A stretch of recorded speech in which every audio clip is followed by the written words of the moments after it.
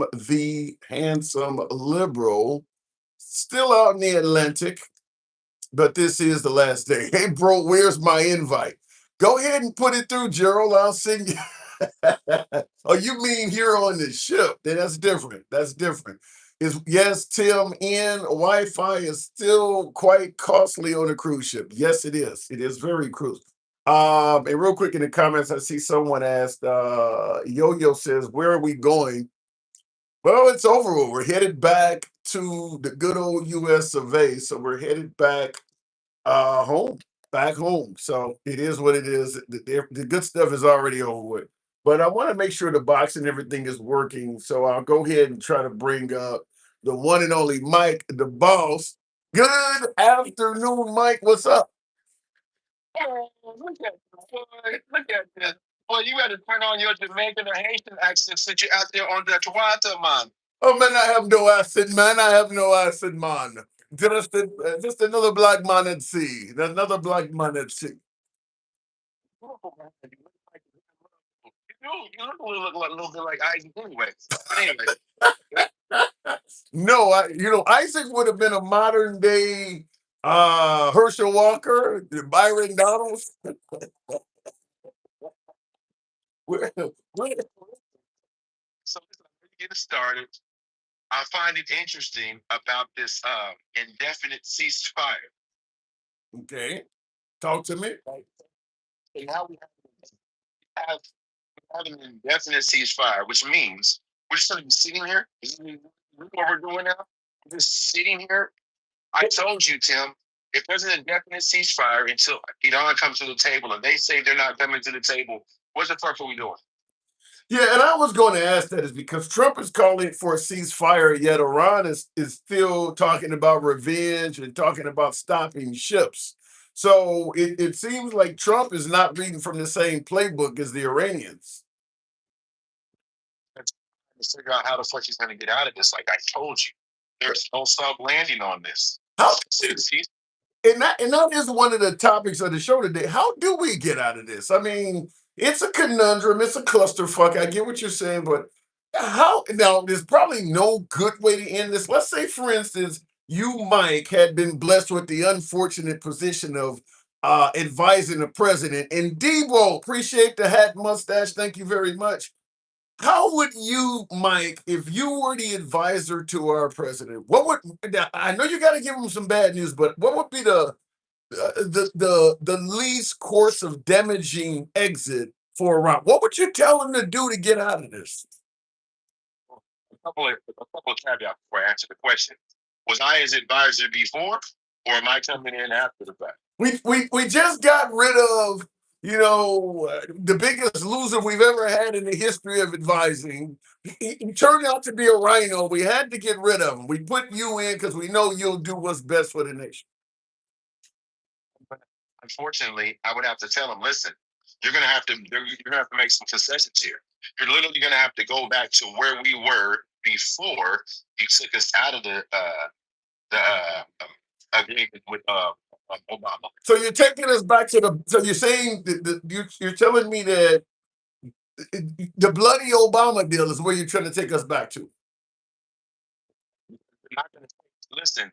The Iranians are not going to negotiate this on our terms. And now, by Donald Trump again talking about this ceasefire, because he said the day before he wasn't going to do it. Yeah. Now he said he would. So you know that Donald Trump is playing poker with mirrored shades on. They can see his hands. They can see his fucking hands through his glasses. You're saying our president is engaging in a game of poker with mirrored sunglasses on. Wow, that is a hell of a description. Wow. They can see his hands. They can see his hand, Tim. So you're going to have to negotiate those things that you didn't want to give up because they're clearly not coming to the table. No. Whoever is doing something bad, in fact, I would also tell them to throw all of them under the bus. Every last one of them. He, his generals. What about Would you advise them to put our what amounts to one of our biggest allies in the history of the country, Israel? Would you advise them to put Netanyahu under the bus? Yep. Wow. Would, and I'll tell you why. Because you're talking about negotiating with him. The only thing he's not going to concede, so he said he needs somebody to blame. You got me, you got Daniels, you got Netanyahu, you got all of these people around you that you can blame. Because he's otherwise, although he said it out of his own mouth, right? So he talked, but that's the only thing because they're not moving, Tim. They are Will, not moving. okay, if I throw, if I throw, and I'm going to take the role of Trump, if I throw Netanyahu under the bus, obviously there's no APAC for the Republicans going forward, and they're going to call me an anti-Semite. Are you sure throwing Netanyahu under the bus is going to work for the midterms and for my party? Oh, not sure. I would also tell him you're going to have to concede the midterm. This shit is over with. You saw what happened in Virginia last night. This shit is over with. Yeah, they're going to go ahead. I'm going to tell him to do that because he doesn't have any other options. What options does he have? My legacy, Mike, my legacy matters. Above all else, I need to know how my legacy can be saved. I need some advice that at the end of the day, 47 is still going to be remembered as one of the most successful presidents in history. I need that advice. What can you give me? Yeah. Sorry, you were cut out for a second, so I didn't hear what you said. I need my legacy is more important than any of this shit we're discussing. So at the end of the day, I need some advice that is going to help 47 still remain one of the most effective presidents in our nation's history. I need advice for that. Can you give me something to keep my legacy intact? This is where it gets hard because he never apologizes for anything. He never moves off of his square. So the only thing he could do to preserve his legacy is literally throw everyone around him underneath the bus. And listen, I relied on my leaders to take the right course of action for this conflict to protect the American people, and they failed miserably. He'd have to just throw them underneath the bus. Although and this is a problem with him, Tim. I don't even believe what I just said because he gets on TV or True Social and talks all the goddamn time. So that's why this thing is so difficult because you would be advising him to blow it all up just for himself and himself alone. I'm willing to do that. My legacy matters. I'm willing to take whatever direction you advise, deem I see it fit. I'm willing to take whatever direction you advise to maintain my legacy. You're gonna have to throw everybody money into the bus. You're gonna throw money into the bus. You're gonna have to say that this was misguided, and you're gonna have to capitulate. You're gonna have to give them the money. You're gonna have to give them the money that we have locked up. You're gonna have to back off of this enrichment of uranium as opposed to you're gonna go back to what we agreed to in 2015. Is there any way we can end this with the American people being at least somewhat satisfied on the outcome in Iraq? Even the liberals, even the libtards don't want Iran, not Iraq, Iran. Even the libtards don't want Iran to have a nuclear weapon. So, what can I do to ensure that the country is at least satisfied on what I did in Iran? Well, this thing that you've been doing up to this point, continue to lie to them and say the war is over. We've come to this agreement. We won, we won, we won. We're on our way back home, and the people of Iran have been liberated. And sell that shit and bring everybody back home. But these damn Lego videos are not going to let me lie anymore. How do we get these damn Lego videos to stop? Some of our own depicting that we won, like you did your entire campaign cycle. Remember all the lies you were telling? Because you're Trump. I'm talking to you, right? Remember all the lies you were telling about immigrants coming over here and the Haitians eating cats and dogs and how the base ate it? You got to do that. Got to do that. Can you give me some? I mean, listen, there are always immigrants breaking the law. Can you give me a group of those so we can send them over to Fox? I mean, can you get some police records? There's got to be some of the departments down south, some of the good old boys that'll let us know of some of the immigrants that may have done. We got to be able to do at least that, right? No, no, just make it up. That's what we do. We just make shit up. Why are you looking for facts? Because of these damn Mike, because of these damn Lego videos. We gotta get around. The Lego videos are not gonna let us get away with that anymore. Well, we don't make more Nintendo videos. What are we videos that we were making? That's why we can't go back to that. We gotta get back to making our Nintendo videos. That may be a good course of action to take. Maybe the maybe some kind of cartoons. These folks are watching cartoons like it's Saturday in Gen X time. I can't believe we're getting beat by a damn bunch of AI cartoon videos. But they do seem to be quite effective. So we have to start creating more and more of our own, even if they're not true, even if there is no truth associated with what we're saying. We got to just keep saying it. Remember when Steve Bannon told you, right? Flood the zone. Let the zone, yes. You got to flood the zone with bullshit. If you want to get out of it. Well, Steve has always been on my side. But I got one I'm really concerned with.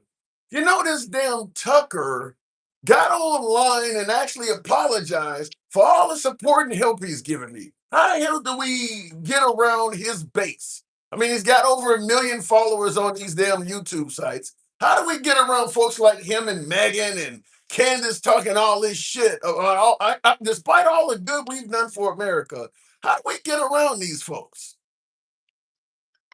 Run the zone. Continue to feed them lies. Continue to tell them how Tucker was never on board to begin with, and how they're Democrats now and they're rhinos. You got to continue to feed them the lies. I know it feels like your lie cycle is running out and you're getting short on lies and propaganda because reality is just now hitting the American people and the country and the world at large. But you can't stop lying now. Well, you can't be using the word lying, Mike. If for some reason this call got recorded, I can't have you as an advisor openly telling me to lie. So we got to get you a synonym for that. But listen, you're one of them colored folks. How do I get more of them? Well, you're gonna have right. Matter of fact, you're probably on the tip you're on right now, ready to go down. If that thing starts taking on water, so don't worry about them. You got their votes. We don't care about them. We never cared about them. We don't care about them I colors. can't have you saying that, Mike. Understand? This is we're on signal. This is not necessarily a protected line. I can't have you saying we never cared about colored folks. I get your point, but we can't have this just in case one of them damn Iranian hackers. Do you want to be in the Lego video, Mike? We just lie about it like we did with the other signal gate. It doesn't matter. It doesn't matter. My followers don't care about the truth. Your followers don't care about the truth. They don't care about the truth. That's why they voted for me. They didn't vote for truth. They voted for my lies. But damn it, Mike, they care about winning. We got to get back to presenting a winning MAGA package to them. I want MAGA to feel like they're winning. There's got to be at least one bleeding heart liberal out there we can make cry. I mean, Rosie is now over in Ireland. Rosie O'Donnell's in Ireland. Can we make Whoopi Goldberg or somebody cry? Oh, that's not going to work. What? No, that's not going to It work. worked before. Of course, yeah, it's over with now. You want the party to win. Or you want to preserve your legacy. I want to preserve my legacy. Line, everyone else is expendable. On Steve Miller, Steve Bannon, Patel, Pete Hexes, your colonels, your advisors. You have to put this on everyone else. You have to claim that, hey, you're getting up there. You do. Maybe you can go to your doctor and say that there has been a decline in your You do realize how much shit I've told Bannon and Miller over the years, they got me by the short and curlies on a bunch of issues. I can't just, these are not the kind of people I can just throw under the bus. I don't need Bannon going to the war room acting like Candace and Megan right now. Who needs to be around anymore? Who said that? I gotta at least keep him happy, if you know what I mean. He knows a bit much. No, no. Who said they need to be around anymore? Oh, oh. What do you mean, hanging out with CK? Yes. Oh, oh. Well, let me. Well, I gotta go. Let me make a phone call to Netanyahu. I'll see what I can come up with. Mike, I appreciate you coming on. I'm a call. I think BB may be the one to call for that. It might be BB.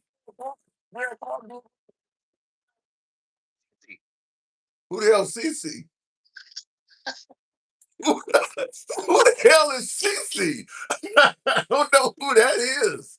I know BB can get the job done. He got them Mossad guys, but who the hell is CC? You got BB and CC line and see this is. Oh my god!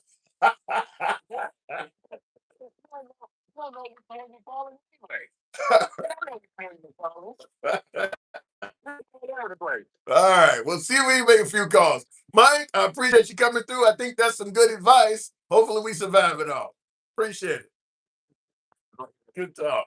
By the way, folks, tap the screen. Sometimes we hashing back and forth. I enjoyed that. Tap the screen. Yes, we are on vacation. Alex going audio. This is the last day of that. So next time you will see me at my humble abode. But this is the last day of vacation. You can see. By the way, I'm glad you guys can actually hear me because we got like 40 plus mile per hour winds. But I'm recessed in on the balcony here, so there's break walls here, so our wind breaks here, so you're not getting all the wind. But it is actually very very windy out there. As you can see, you see how that's moving around like that. It is very windy out there. So, but anyway, I hope it was a good vacation, Lisa. Lisa. I wonder if I take you home, will we still be in love? Because I need it tonight. We let's see where we vacationing. The typical Nassau and Turks and Caicos, where we went, Turks and Caicos. So we're probably a little bit north of northeast of Nassau by now, or maybe parallel to it. I'd have to be on the other side of the ship. This is facing east, and there's nothing out there. Not even I haven't even seen one island or anything out there. And just trivia wise, I found out yesterday that Nassau has 700 islands. I did not know that. Had a tour, or actually a few days ago. A few days ago, we were in Nassau about 4 days ago, and yeah, the tour guide said they have 700 islands. I did not know that. Anyway, I need you guys though tap the screen and get the likes on up. I haven't asked that. They're way the hell down. Tap the screen, get us up to 10,000. If you're watching on YouTube, smash that like button. On YouTube, can you guys hear me okay? I see folks are responding. Dad Rue says, my kids went to Turks. What cruise? Like Royal Caribbean. I generally prefer Royal Caribbean. Carnival? Probably not Carnival anytime soon. Norwegian is high on my list also. So Norwegian has this new ship I call the Luna. They just built this year. So I would like to try Norwegian as one of them next. So yeah, you folks can't hear me. Like I said, I'm asking that because there's 40 some odd mile per hour winds but right here over the balcony. My hand right here in this, just put my hand right here. It's pretty windy. But there's a wall here on both sides of the balcony, so I'm not the wind is being blocked. What happened to always winning Tim? That's a good question. And before I answer that, I'm going to ask you folks to, like I said, tap the screen, get us up to 10,000. We'll take the next caller at 10,000. Help your boy out with the hat mustache, TikTok cap goals. You know what we do. If you guys are watching this for the first time, because this is way earlier than what we normally do, we don't block, ban, or censor anyone. This is uncensored programming. Our comments go left of Mom Donnie to I'm having dinner with Q. Doesn't matter what your politics are, we're always MAGA friendly on the program. So MAGA gets to speak just like everyone else can. Hate this channel, says Wu Tang. 36 chambers of hate. Wu-Tang says I hate this channel. Wu-Tang, I do. I'm. There's nothing I can do. I'm sorry you hate the channel, but I appreciate your input, letting us know. And by the way, Wu-Tang, this is uncensored programming. You can state your case. Let us know in the comments, why do you hate the channel, Wu? Let us know. Baby, I got your money. Don't you worry. Say hey in honor of the late ODB.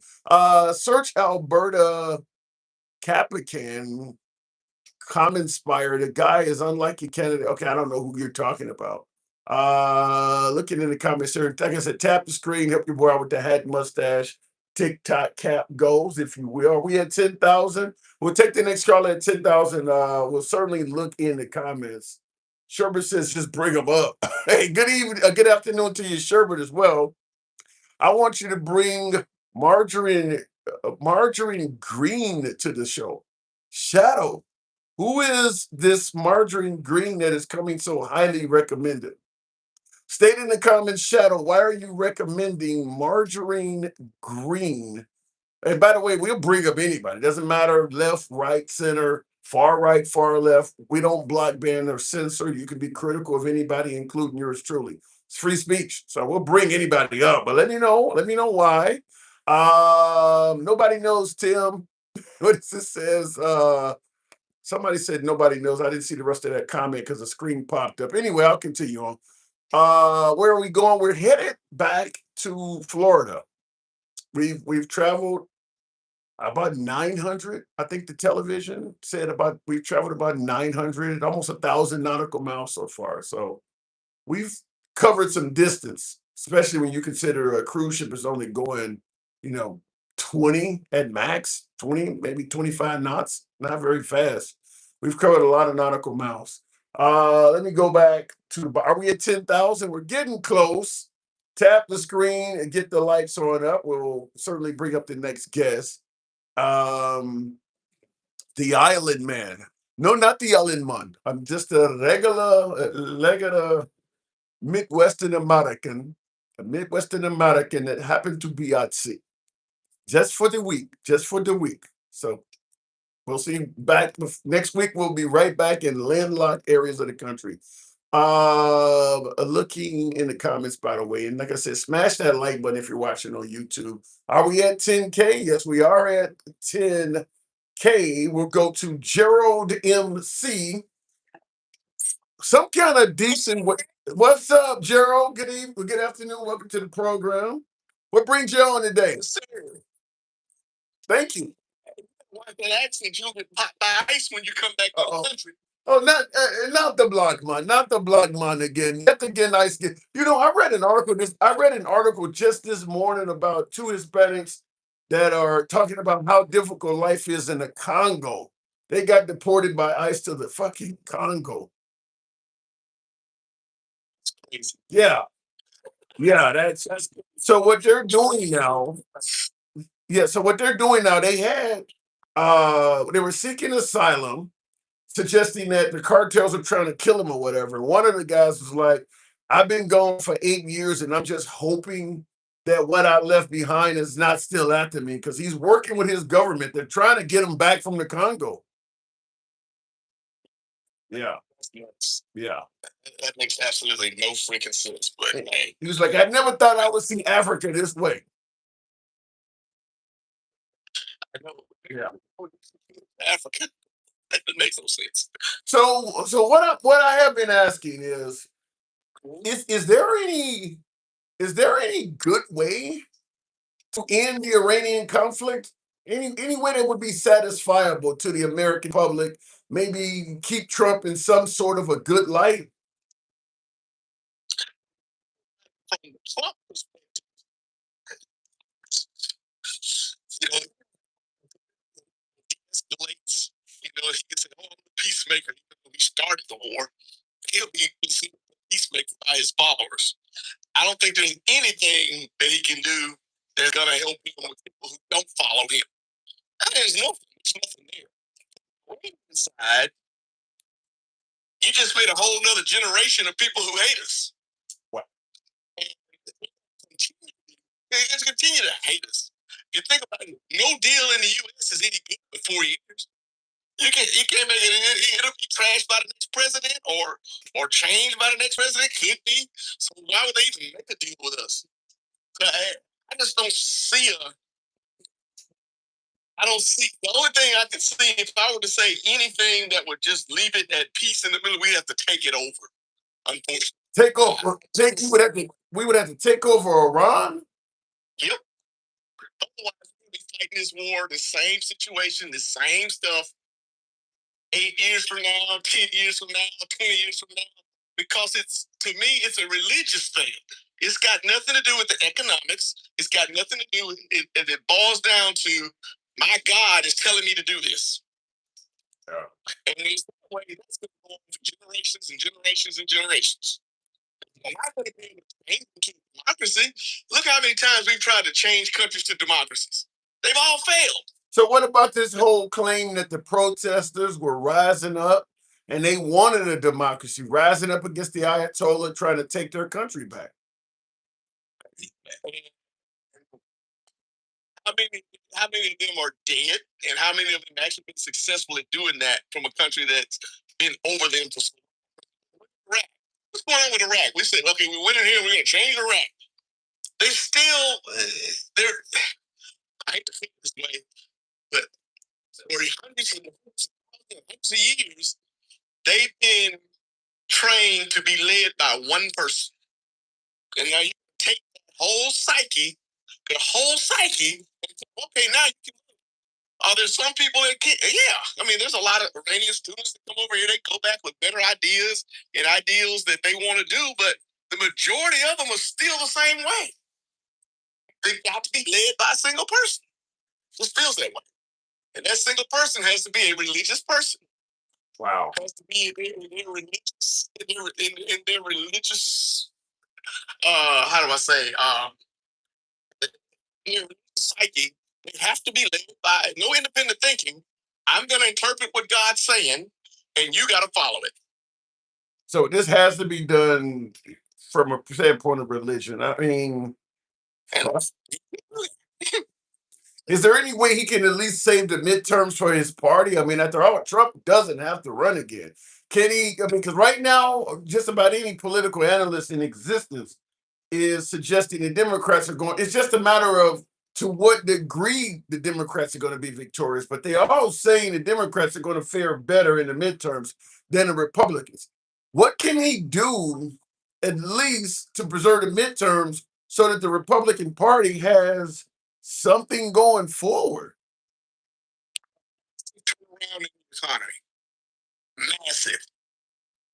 That's the only way I can see him doing it. He's made a lot of promises, and everything is about to happen. Oh, it's going to be the greatest thing since sliced bread. It's going to be the greatest thing since the first part of the United States. I mean, it's going to be the greatest thing. It's always the greatest coming. It never gets here. So wait, he needs to have a greatest thing. In the comments, Marquise George says Trump does not care about his party after this. You don't think there's any validity in that, do you? Where Trump don't even give a damn. You don't think he cares about the Republican Party? That's who got him into power. No. Trump is about Trump first, then maybe the party. I want mine. And if there's any crumbs left over, I got your party. But I'm about me. I'm about Trump. I'm about making money. He's made more money as a president than anyone in the history of our country. Off the country. First, party second. And then I've heard MAGA say, what Trump wants is best for the party. Is it? Here's a tough one here. I don't even know what to do with this one, so I'll pass it to you. But Lou Hawk says God is teaching America a lesson with this president. Do you take it to that level? All right. Wants to go to the other side. Think about, and I hate to do this because I know it's not what your show is about, but in the Old Testament, hang on, but before you give us that, I need you folks to tap that screen, get the likes up to 20,000. If you're watching us on YouTube, feel free to smash that like button. Once again, this is uncensored broadcasting. We don't block, ban, or censor, but it helps out the algorithm if you tap the like button. Smash that like button if you're watching on YouTube, and tap the screen if you're watching on TikTok, get us up to 20,000. Now you said the Old Testament.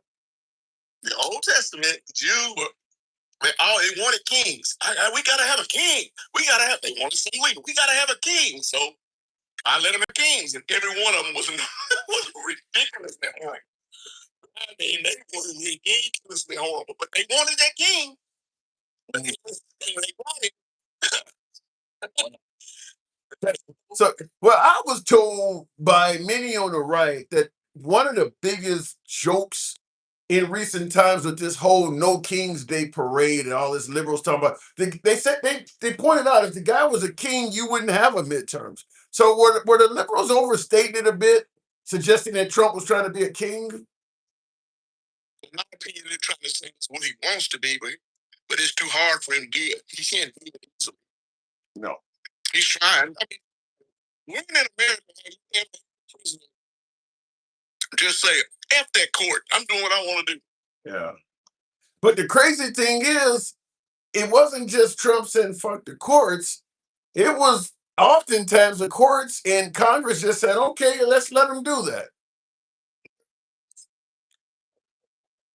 Responsibility. Congress is doing nothing. Those guys are just, they're like sheep. And at this point, I kind of blame both parties for that. Yeah. But no, the Democrats. You think it was just you blame both parties? So you believe the Democrats are bending over to Trump too? I believe the Democrats are a lot. They can't stop them, but they're not doing enough for these pressures on the Congress. What more could the Democrats? Okay, so what more do you believe the Democrats could have done? One, the Democratic message is not very good. They don't message things right. They get into these anecdotal gotcha moments. She's actually trying to govern. I don't think anybody's trying to govern. We've gone to a point where I was like, when are the adults going to show up and start playing in Congress? Like a bunch of kids. I'm going to tweet this, I'm going to tweet that, but nothing's getting done. I mean, think about this. The other day we were looking at this bill. I can't remember which one. Almost 90% of the bill both sides agree with. They're going to tank the bill over the 10% that they don't agree on. It's the 80. I'm the bill over the 10. That's childish. Oh, wait, I'm going home.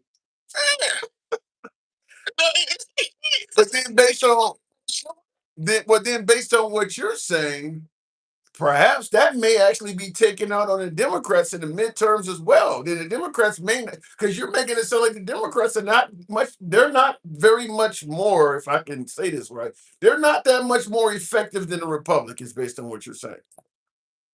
When I electorate, what we do and how we look at things, we're going to say, oh, you agreed with the Republicans on the 80%. I don't agree with them on the 90, but if you vote with them on the 80%, everybody agrees on, you're agreeing with them. I can't agree with you. It's got to be, it's yes or no. It's binary. There's no such thing as a continuous number. It's either 1 or 0, period. It's a zero-sum game. If I vote for you, a Republican has to lose for a Democrat to win. A Democrat has to lose for a Republican to win. There's no middle ground. There's no thinking. I just need the adults to freaking show up. Kind of reminds me of that old 80s song, 99 and a half won't do. Gotta have all of your love. I gotta move it on, get Gerald, but that's a tough place to be when you're demanding perfection. It's not gonna freaking happen. Somebody get up with some reasoning and say, yes, the Republicans have a good idea on this. Let's vote for this. You'll never hear that. Same thing with Republicans. The Democrats have a good idea on this. We'll vote for this if you'll take this part out. If you take, no, we ain't taking nothing out. Everybody blow it up. I'm taking my basketball home. I'm going to the next guy. I'm taking the ball home. Ain't nobody playing. Yeah, that's negotiating with both sides refusing not to give an inch. I gotta go, Gerald. Thanks for coming through, though. Appreciate it. I'll carry your damn bag if you want me to. You're trying to play the stereotypical role of a black man carrying the bags. I gotta go. I gotta go. Oh my god! And real quick in the comments, and that whole what he was talking about, where the parties are demanding perfection, there is a lot of validity in that, and it's hard to negotiate when the other side's not giving anything up. And he is right about that. By the way, tap the screen. We're going to be trying to get the likes up because it helps out the algorithm. So I'm going to ask you to smash that like button if you're watching on YouTube and tap the screen if you're watching on TikTok. Get us up to 30,000. In the comments, Joseph says, do not believe Taco. Taco Carlson. He's not talking about Trump, he's talking about Tucker Carlson. Says, do not believe Taco Carlson because he is trying to leave the sinking ship. You would use that term right now, would you? Would you not? I'm assuming you want to add no pun intended, but he's saying, do not believe Taco Carlson because he's trying to leave the sinking ship and now he's saying, I'm sorry, I did the wrong thing, but he constantly does this. Now he's trying to reinvent himself. Well, and the claim that Tucker Carlson is trying to lead a sinking ship, here's the problem with that, though. Can Tucker Carlson maintain a significant fan base while also being anti-Trump? I mean, isn't Tucker Carlson's primary fan, viewer? Isn't his primary viewers all MAGA? Can he maintain a decent audience while also criticizing Trump? I suppose it's working for Candace Owens and Megyn Kelly, and Alex Jones. But Alex Jones was into conspiracies and things like that that doesn't necessarily all have to do with politics. So I assume Alex Jones can find other conspiracies. Candace Owens is making a killing talking about Erica Kirk. So perhaps she has something. Megyn Kelly, most of her stuff is most of her stuff is politics. I suppose she's easy on the eyes. So perhaps that might, I don't know, Megyn Kelly, but Tucker Carlson, can he still survive by also criticizing Trump? Is there enough conservatives? Because liberals is not what he's seeking. He is a conservative, but are there enough conservatives that are also disgruntled with Trump to keep Tucker afloat? And there's another term I shouldn't be using right now while on a cruise ship. Anyway, MAGA's being treated like black people now. So maybe what the hell? Gerald Bullock says MAGA is being treated like black people. What the hell does that mean? I was told by the Trump administration that it is now whites that are being discriminated against. Being born black is a blessing. You got affirmative action, DEI, all that shit working on your behalf. I was told being black was a good thing, at least by the Trump administration. Tap the screen, get the likes up, help your boy out with the TikTok cap, hat, mustache, goal. Some of you folks can show your boy some love, right? Some of you can. Before we move on, are we at 30,000? We'll take the next call at 30. Tucker, Megan are like leaves when the wind blows, that's where they go. So you're saying Megan Kelly's like that also. Well, Tucker Carlson got caught up in the Trump won the 2020 election issue. Many believe it got him fired from Fox News. It certainly cost Fox News a lot. Well, I guess that would be the next one. That's something we haven't talked about on the show. But in addition to asking you folks, do you accept Tucker Carlson's apology? Because he said it wasn't intentional to mislead his audience. What about Fox News? Can you see a time where Fox ends up apologizing for their unfettered support for Trump? Can you see that?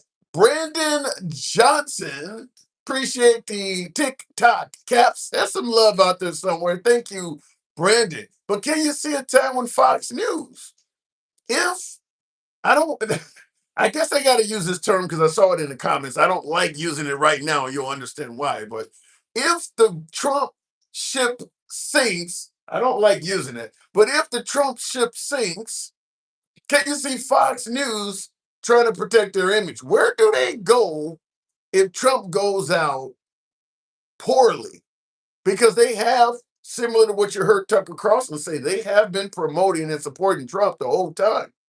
That earth looking kind of flat out there. Peachy Cream, I love that name. Peachy Cream. Yes, it does look flat. For my YouTube viewers, I'll let you see. There is absolutely nothing out there. But it only looks flat because we're at sea level. I assure you, if we gain some altitude, probably about 60,000 feet of it, you'd be able to see the curvature. You can see it when you're high enough up. You could probably take a basketball and put it right to your eyes and it would look straight across. But if you zoom out, the basketball is obviously round. Freedom of the sea. Somebody asked what ship I'm on. We're on freedom. MAGA always stopping my comments. They are alive on TikTok tons. Well, we enjoy talking to MAGA. MAGA's always welcome on this program. We don't block or restrict MAGA in any sort of way. So MAGA is always, we always say we're MAGA friendly. Yeah, we'll criticize all sides of the aisle, but we're always MAGA friendly. Are we at 30,000? Yes, we are. We'll take the next caller. We'll go to Luna's Slobodan. Is that what I'm looking at? How deep is that water? Lou Hawk. Hang on a second, Lunas. Earlier I saw it was 4,900 meters deep. And you know a meter is 3 feet. So I saw on the television they were saying that the water was currently 4,900 meters deep. So very, very deep. Lunas, good evening or good afternoon. Luna Slobodan. Okay, apparently that person is not there. You are a good host. Have always listened to both sides. Thank you, Alice. Appreciate that. Comments like that put me in Wonderland. I appreciate it. How long is it going to take, Tim, before you jump the MAGA ship? Pobo, Pobo, you make some of the most interesting comments in the comment section. I don't know what I do to deserve them, but when I say you can be critical of the host, Pogo, you take that as far as you're kind of a texting version of Gangster Grandma plus or minus a few swear words. Takesha Bowie, good evening or good afternoon. Hey Tim, that man said, here I am, Tim, and you hung up. He was there. I called him out. I didn't hear it. Well, if you're there, sir, whoever that was Slobodan, I'm about to say Slobodan Milosevic, whatever the name of that guy was, go ahead and request up again. I didn't hear you, but if she did, I'll certainly bring you up next. But go ahead, don't you? He did. I didn't hear it at all. I can hear you. I don't know why I didn't hear him. Hey, sweathead. Why? There is no sweat on this head. It's shining like new money, so I just wanted to call you sweathead, Tim. Okay, well, no sweat there, but it's good to have you on. So Tucker apologizes. What say you? Let me say this, Tim. A man cheat on his wife, having him a good time. When does he apologize? Sometimes we get caught and we feel the need to make amends. Let me say this, Tim. If this wasn't affecting Tucker, Tucker would not be apologizing. Tucker's a very intelligent person. Yep. Tucker knew exactly what Tucker was doing. Stop trying to act like you didn't know you was misleading your audience. When everybody on Fox misleads their audience. Well, perhaps he thought he was guiding his audience in a direction that even if it wasn't telling the truth all the time, maybe with the 2020 election, maybe he didn't win. No. But hold on, no. But think of it this way. Think of it this way. Maybe Trump didn't win the 2020 election, but he would be far, far better than 4 years of Biden, which folks were not happy with Biden anyway. So by me telling folks that Trump won the 2020 election, if he can get back in, yeah, what I said ain't true, but he would be a much better leader for the country. How about that? Would it be wrong to lie in that case? That's still misleading your people. He could have endorsed Trump and not did all he did to try to make it, just like he gave that little bit of snippet of the Jan 6 and tried to make it seem like it was a tour for a high school going in with their little lunch and trying to walk through the hall like they just looking at the nice pictures on the wall. Now Tucker did that. I have no, I'm not standing Tucker Carlson, okay? Because Tucker did what Tucker did and saying I'm sorry now, and we are already in the consequences of what you did. It's too late, baby. But what about now you're a Christian. What about second chances? Yes, maybe he did things that were genuinely wrong in your eyes, but he cannot find the error of his ways in your opinion. What about giving a man a second chance? Doesn't God forgive? God is the God is the God of second chances. Don't believe that. Tim, what I'm saying is this, Tim. We don't have to. We don't have to reconcile with him. Okay, if he's sorry, he's sorry. He ain't got to tell us. Just go about your business, Tucker. Cause guess what? Nobody believes you. You don't believe that he genuinely realized Trump was a bad investment in his political. I don't believe that he just figured out who Donald Trump was. I'm sorry. Tucker knew all along. Tucker didn't care because financially and with his career, it was not going to affect him. What he thought about during that time was how he was going to be very prosperous and keep his audience with Trump instead of somebody else. He did it for greed, but he knew better.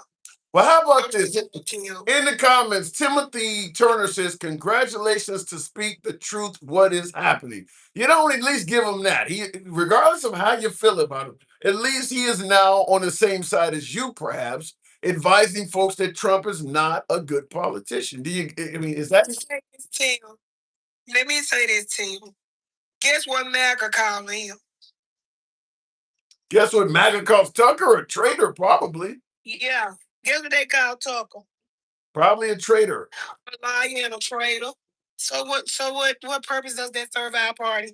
They ain't gonna believe. They ain't finna jump on his side just because he came out and said that. They against him, so that still ain't helping. I don't know if I totally agree with that, and I'll tell you why. If you look at the comments on a Megyn Kelly YouTube video or a Tucker Carlson or Candace Owens video, you can tell from a lot of those comments that them folks are conservatives and they're not happy with Trump. There is a lot of folks that I think Tucker is swaying some people. Not all, you're correct. Not all, but some. To a lot of people, Tim, that said that their neighbors and stuff been taking their flags down. And I understand all that because at the end of the day, I don't know why the Republicans in Congress are so afraid of Donald Trump, thinking they're going to lose their seats when nobody Trump has endorsed has won. Well, so the chance of him getting rid of your seat is really dropping. Just do what you got to do. You'll probably win better standing up than laying down. You think that would have worked? It's slipping, Tim. You think that would have worked for Marjorie Taylor Greene if she had kept her seat and just kept fighting against Trump?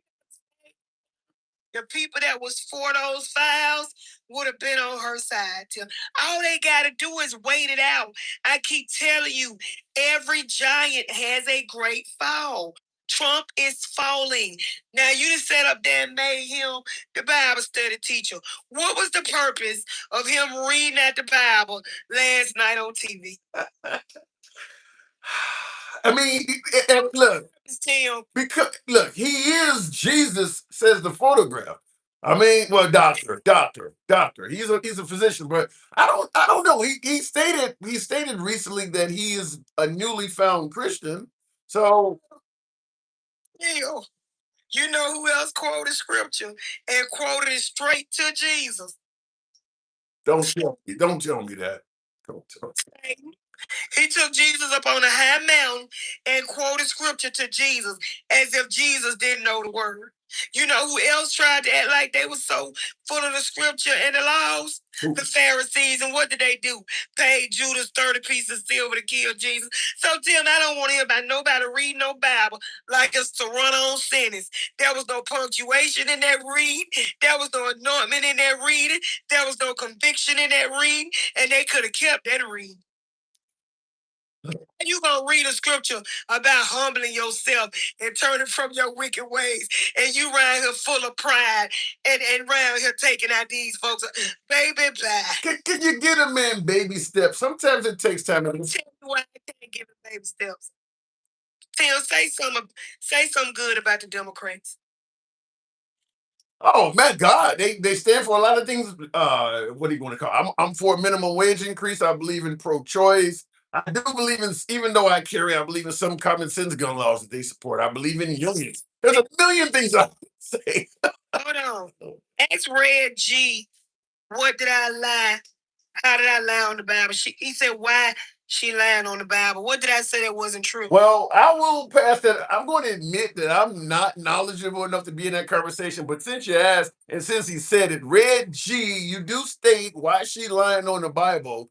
Feel free to elaborate on what she's asking about, because I like to know it too. But before you continue, Takesha, hold on, hang on before you continue. Handsome Conservative says, the man, the myth, the legend. Put your hands together for the handsome liberal. Now that's how you do it. I'll be in your TikTok box. Thank you, Conservative, for your support on YouTube. Thank you very much. Takesha, continue. Let me go on and make Red G look like a fool. Red G. Satan took Jesus up on a high pinnacle and started quoting a scripture to him to get him to perform a miracle for the people. You're not going to tell me, son, what I know. She made me drop my goddamn water. Oh my God. Listen, I don't know enough about it, but the way you said it, okay, I don't know enough about it, but that was okay. Scripture Tim, where he said, when you dash your feet against a stone. I don't know give me a minute to come back with it after I get out.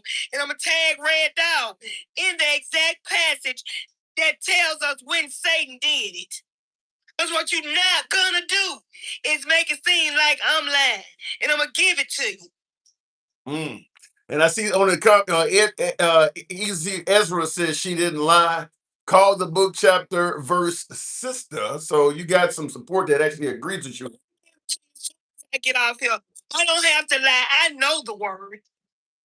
All right. I can't listen. I can't. The conversation is above my pay grade. I'll admit I don't have a lot of knowledge on the Bible, so I'm not even gonna jump in the middle of that shit. Tim, when I give it to him, I want an apology. I want you to bring him up, and I want an apology. Because what he's not going to do is tell me what that word don't say. Okay.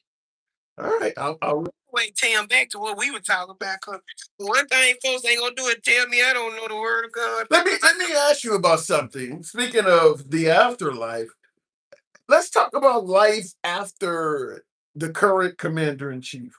What is it like? I mean, some would say that we have broken relationships, broken allies, broken treaties. What will life in America be like after Trump? You're talking 2.5 years from now. Life after Trump. Now, to be honest, as a liberal, I honestly don't know. According to the world is not going to get any better. That's number one. And I agree with the person in the chat that said that uh, Trump is just like Saul. Like the last caller said, every time they asked for a king, God gave them one to tear their butts up. And right now, the people are like the children of Israel. I mean, he rescued us from Pharaoh, which was the first time Trump was in. They begged him to get him back. Now we under the guise of Saul. Trump is not holy. Trump is not a Christian. Trump does not know God. The Bible says that, yeah, my name on their lips, but their hearts are far from me. Far from me. So just because you see somebody reading the Bible or quoting the scripture, that means absolutely nothing when those words are not in their heart. And you can tell when people read the word of God, if there is no conviction or you don't hear, it doesn't even give you a feeling that these people truly believe what they read. They're just reading to you. So the reason the world is not going to get any better is because we're disobedient. It's just like the scripture they made on read last night. The Lord said, if my people, which are called by my name, would humble themselves, seek my face, turn from their wicked ways, then I will hear from heaven and heal their land. Till it's going to happen. That's why he said if. because he know we're not gonna do that. Everybody's not for their wicked ways. Everybody not gonna humble themselves. Everybody ain't gonna seek the Lord's face. So that's not gonna happen. This world will only get worse until God. If you're looking for this great thing to happen after Trump gets out, stop looking. That is depressing. That is depressing. I'm sorry, that's just the truth.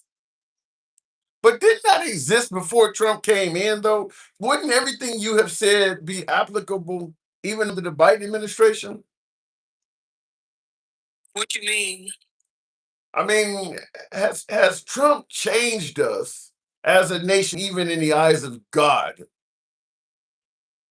What Trump did to, I'm sorry, Tim, was he caused way more division than had to be.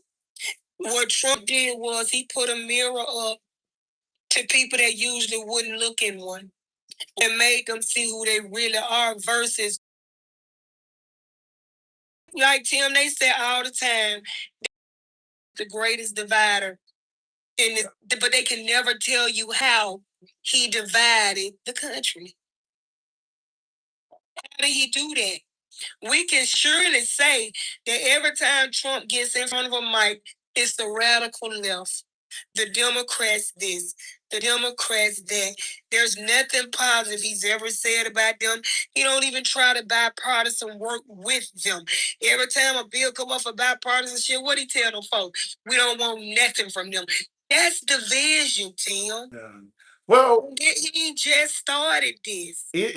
I'll be honest, it has worked for Trump very well. You know, an old dog new tricks, they often say. I understand why he's done it because look, it's probably worked his whole life, even in business, but in politics, division has been very successful for the commander in chief. I can understand why he's doing it. It's worked very well. But Tim, at the end of the day, where does it have him now?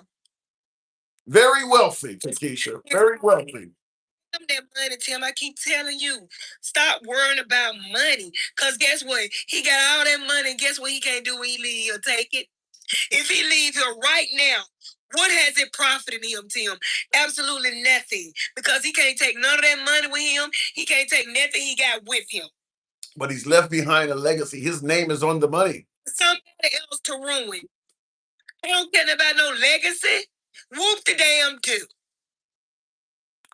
I'll leave it at that, Takesha. Strong, somewhat depressing, but a lot of folks believe what you're speaking is the truth. Now make sure you pay attention to the live because I see my Bible next to my bed, but my vision, is compromised. So I have to pull my Bible up on my phone and blow it up. And I'm finna tag that scripture so Red G can read it and leave me the F alone. And by the way, many folks are suggesting you're coming out of the book of Matthew, but we'll see what you come up with. Thank you, Takesha. Appreciate it. All right. A lot of folks agree with what she was saying, and they were suggesting that Matthew 4, sometimes folks will put it in there. Jen X says, bringeth your brethren a sandwich, and you shall be blessed. In other words, make me a sandwich. Good evening or good afternoon to you, Gen X. Folks, my apologies ahead of time for saying good evening so often because we normally do shows in the evening. So you're going to hear me say that. But right now, the proper phrase is good afternoon. As you see, we're still out in the Atlantic, but now we're on the return sail back to the States. So sailing back to the States. But anyway, looking in the comments, America's position as a world leader is over, says Ezra. I'm not 100% agree with that, but I certainly believe as a world leader, we've dropped some notches. I do believe that. I do believe that. You would have a life of privilege as well if your parents and grandparents were not selfish and thought about how to benefit their future generations. True, true. Tap the screen, get the likes on up to 60,000. For my YouTube viewers, feel free to smash that like button. This is uncensored programming. We don't block, ban, or censor anyone, even while at sea. Our comments go left to Bernie Sanders, so I'm having dinner with Q. You can be critical of anybody on the program. What do I say? Even yours truly. So understand you don't have to worry about the host trying to dictate who you should endorse, support, or what you should say. This is always uncensored dialogue. This is always MAGA friendly, even though we get guests on the other side. We're always MAGA friendly as well. We don't get as many MAGA nowadays, but they're always welcome and preferred when they come. Somebody asked, "Where are you in the Strait of Hormuz?" No, we're not trying to transcend the Strait of Hormuz. No, but you remember, if you guys recall, and by the way, help your boy out with the TikTok cap, hat, mustache, go. Only a few of you folks, some of you folks have showed the program some love. Only a handful of you, but thank you to the ones that have. Um, if you recall during the 79 Iranian hostage scandal, where they took 400, nearly 500 Americans hostage. You don't hear this much throughout history, but they let the black people go. You heard about the Iranian hostage scandal, the one that allegedly cost Jimmy Carter his presidency and propelled Ronald Reagan to the nation's highest office? When they were holding them, the Ayatollah, I think it was about 15 African Americans that were being held with that group. The Ayatollah released the African Americans, stating that they too were being oppressed by the United States. So they only held the Americans that were African, they only held the African Americans for about 15 days or so. The rest of them were held for 400 and I think 44 days. So the black folks are already at home watching the scandal on television for another year and a half, as Dan Rather and the rest of them counted the days of how long it went on. In the comments, Chris says Jimmy Carter was weak. Jimmy Carter was too weak as President Trump is too strong. Take it as you may. Jimmy Carter was too weak as President Trump is too strong. Jimmy Carter would have tried to focus on allies, alliances, negotiation, diplomacy, whereas President Trump is an alpha male that focuses on, might is right, uh, respect through strength, those type of things, respect through fear.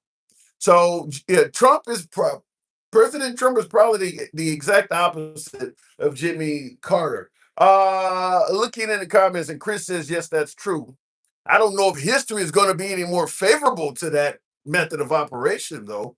But he's probably the exact opposite of Jimmy Carter, and that's probably how history will judge him.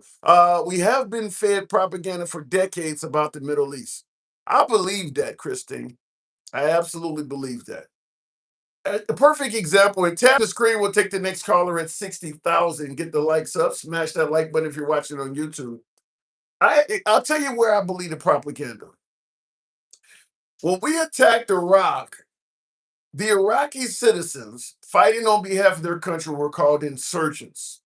Now that we're in Iran, the Iranians fighting on behalf of their country are called terrorists. How could you be an insurgent or a terrorist when somebody is attacking your country and you are at home actively fighting back? That's propaganda. I 100% agree. How could you be a terrorist fighting on behalf of your own country while you're on your own soil? Who the hell are you terrorizing? In America, you'd be a patriot. You'd be called a patriot. So that absolutely is propaganda to suggest that people fighting on their own homeland for their own longevity are terrorists. Who are you terrorizing? The drones that are bombing you from above?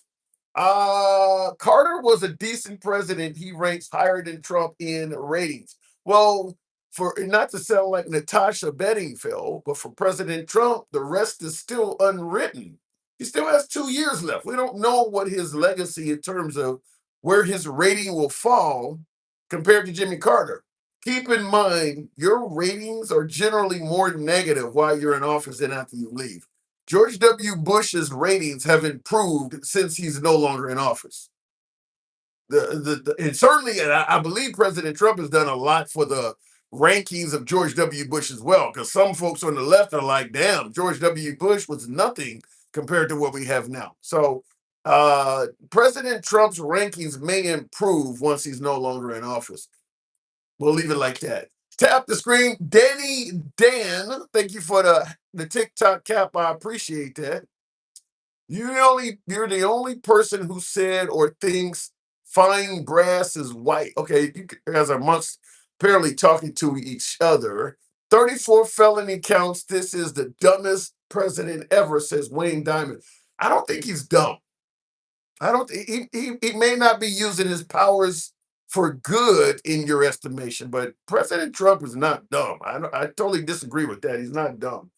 Looking in the comments, please not Gen X or frail man conservative. We need some conservatives.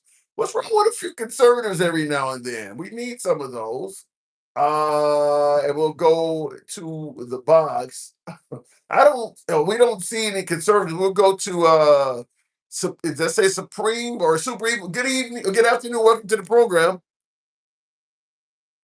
I tried to bring a guest up and they dropped, so we'll go back and we'll bring up. I don't know but I saw you over there, conservative. I'm looking for some conservatives. We do want some of those. Luna Slobodan. Let's see if we can hear this guy this time. That's some funny shit you just about Trump. What do you mean? Okay, can you hear me now? I can. Loud and clear. Okay, perfect. What am I getting wrong? What brings you up today? Well, I thought the conversation was to Go ahead. Sure, go ahead. At this point, we can see that Distance themselves from Trump. You think everybody? There's still plenty of man. And as publicly as he is distancing himself from him, he has more than most people on the ground do. There's a reason for that. Yeah. Well, let me present it. Let me present. Okay. Let me present it this way. President Trump, his incursion into Iran, he's as president alone via executive order. He only has a maximum of 60 days before Congress has to give their opinion and allow this to continue or end, meaning the Iran war. So, what I want to ask you, if you're saying people are distancing themselves from Trump, those 60 days are only 9 days from now. Will Congress rein Trump in? Because you're saying they're distancing themselves. Will Congress distance themselves from Trump? What say you? Congress doesn't do. They have to. Congress doesn't do anything. As of right now, Congress doesn't do anything. I'm not waiting for Congress to do anything because I know they're not going to do anything. Yeah, but until they have to. But and they will have to. They will have to in 9 days. They have to either continue giving Trump approval, or they have to stop.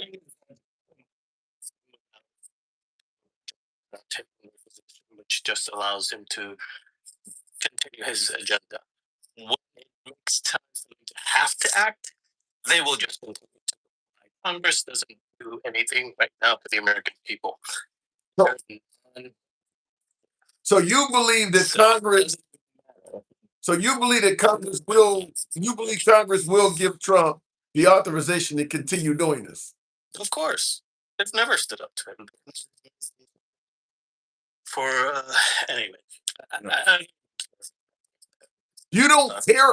And I see in the comments, Boo Boo says, "End the damn war." Kind of reminds me of if you ever seen the fourth version of Rocky when Draco was beating the hell out of Carl Weathers right before he kills him, and the guy goes, "Throw in the damn towel." That's what it sounds like when you say "End the damn war." Throw in the damn towel. Okay, so you're saying you don't care about this?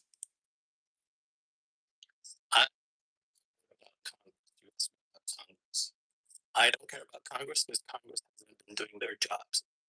You're asking me in bad faith, do I care about a system that hasn't been doing its job? No, I don't care about a system that hasn't been doing its job because they haven't actively been doing their job. So how does this end? How does it end then? Poorly, badly, thoughtlessly, reactively, Do we end up getting? Before you interrupt me, I want to make this point.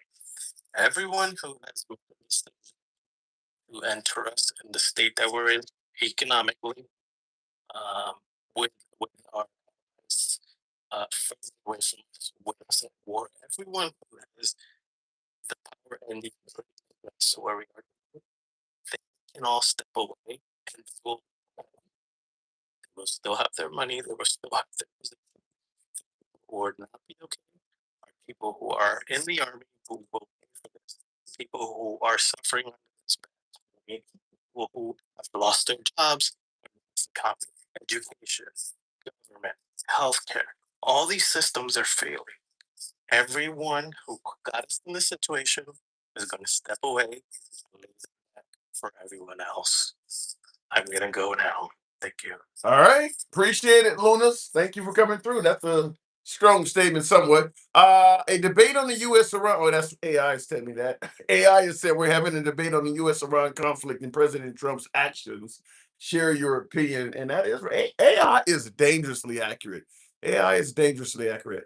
Obama has an IQ of 130, which is not considered genuine, but it's close. I don't know why is Obama's IQ I guess you guys are in the comments responding to each other, but I'll just say it like this. And I see somebody saying Obama has a bachelor's of arts. I don't know what Obama's education is, but I'll just say it like this. You don't always need to have a high IQ or a significant amount of college education to be a formidable leader. I'm assuming George Washington didn't have a college education of any significance at all, and he's considered one of our best leaders in American history. I'll just say it like this. When President Trump originally came to office, he promised to surround himself with the best and brightest. That was one of President Trump's initial campaign promises. I'll submit to you that any leader that does that and actually listens to all of those experts can be very effective while in office. You don't need to have a very high IQ if you surround yourself with the best and brightest and take their recommendations and advice seriously. Now, obviously, we know President Trump didn't do that, but had he done that, I think that's kind of all you need. You don't need the high IQ and all of the college degrees necessarily. Doing that with the right advisor, you could be a high school dropout and still be super successful in the investment market if you got the right people providing you with the right stock tips, et cetera, et cetera. It's not that you have the college education. It's not that you have the high IQ. It's that you're getting the advice from the right people. So pointing out somebody's IQ and pointing out, somebody's college education. By the way, President Obama was a law school professor at Harvard. So there's a good chance his IQ was pretty damn high. But what I'm simply saying is you don't necessarily need it if you take heed to what is advising you, if you're surrounded with the right people. Looking in the cup. By the way, tap the screen. Can we get up to 75,000? You have a certain skill or gift, says Chris. Yeah, if you have that, that'll help. Name one genius that doesn't have something else wrong with him, then rather it be social issues or personal. Probably none. There's probably nobody. But otherwise, you'd have a perfect individual. If you had a genius that didn't have something else wrong with them somewhere, then yeah, you'd have the perfect human being. So there isn't one. There isn't one. Tim, what? Tim, they wouldn't give Trump the nuclear codes.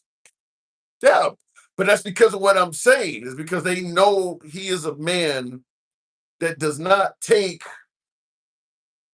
advice that everybody considers to be viable. That's why you had General Milley in his first term advising his Chinese counterparts not to worry. If President Trump offered some kind of crazy order, we wouldn't follow it. General Milley is no longer in that position, and now we're in Iran. General Milley probably would have he probably would have tried to prevent that from happening.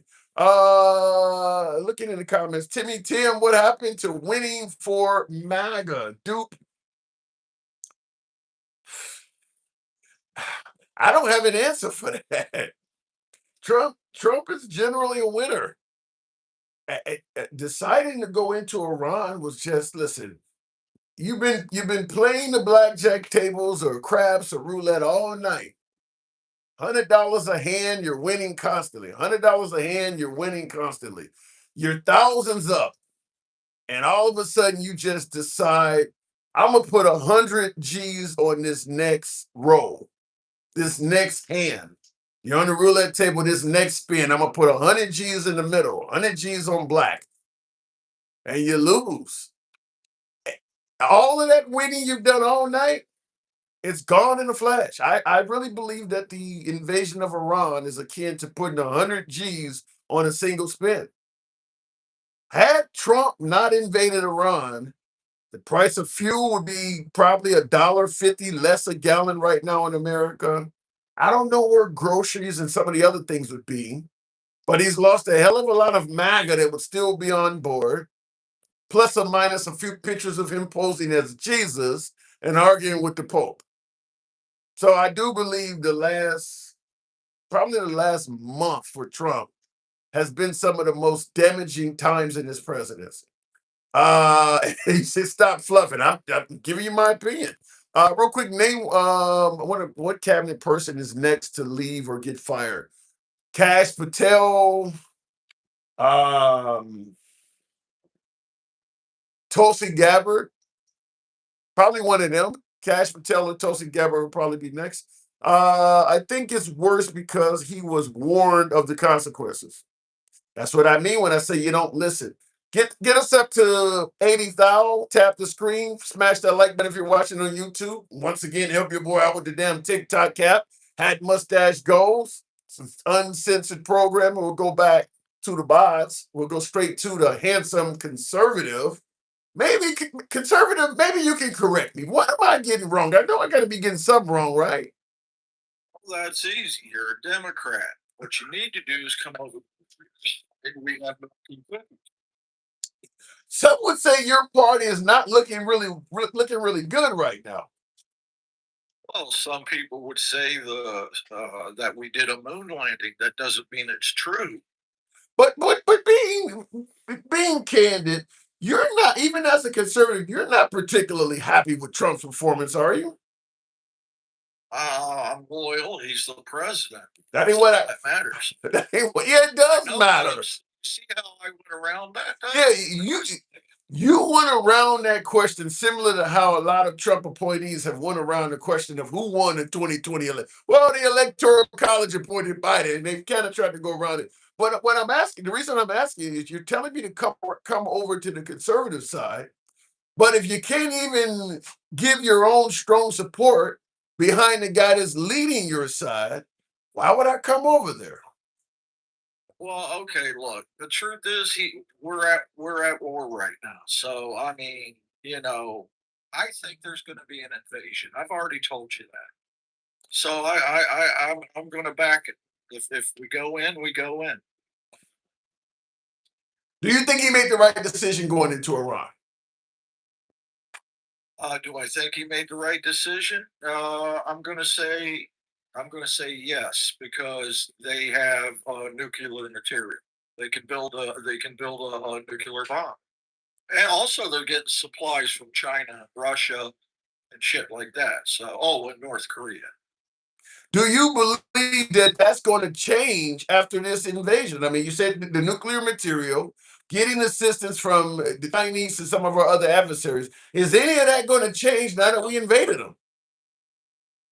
I hope so. I don't. I don't see how we can have an Iran with a nuclear weapon.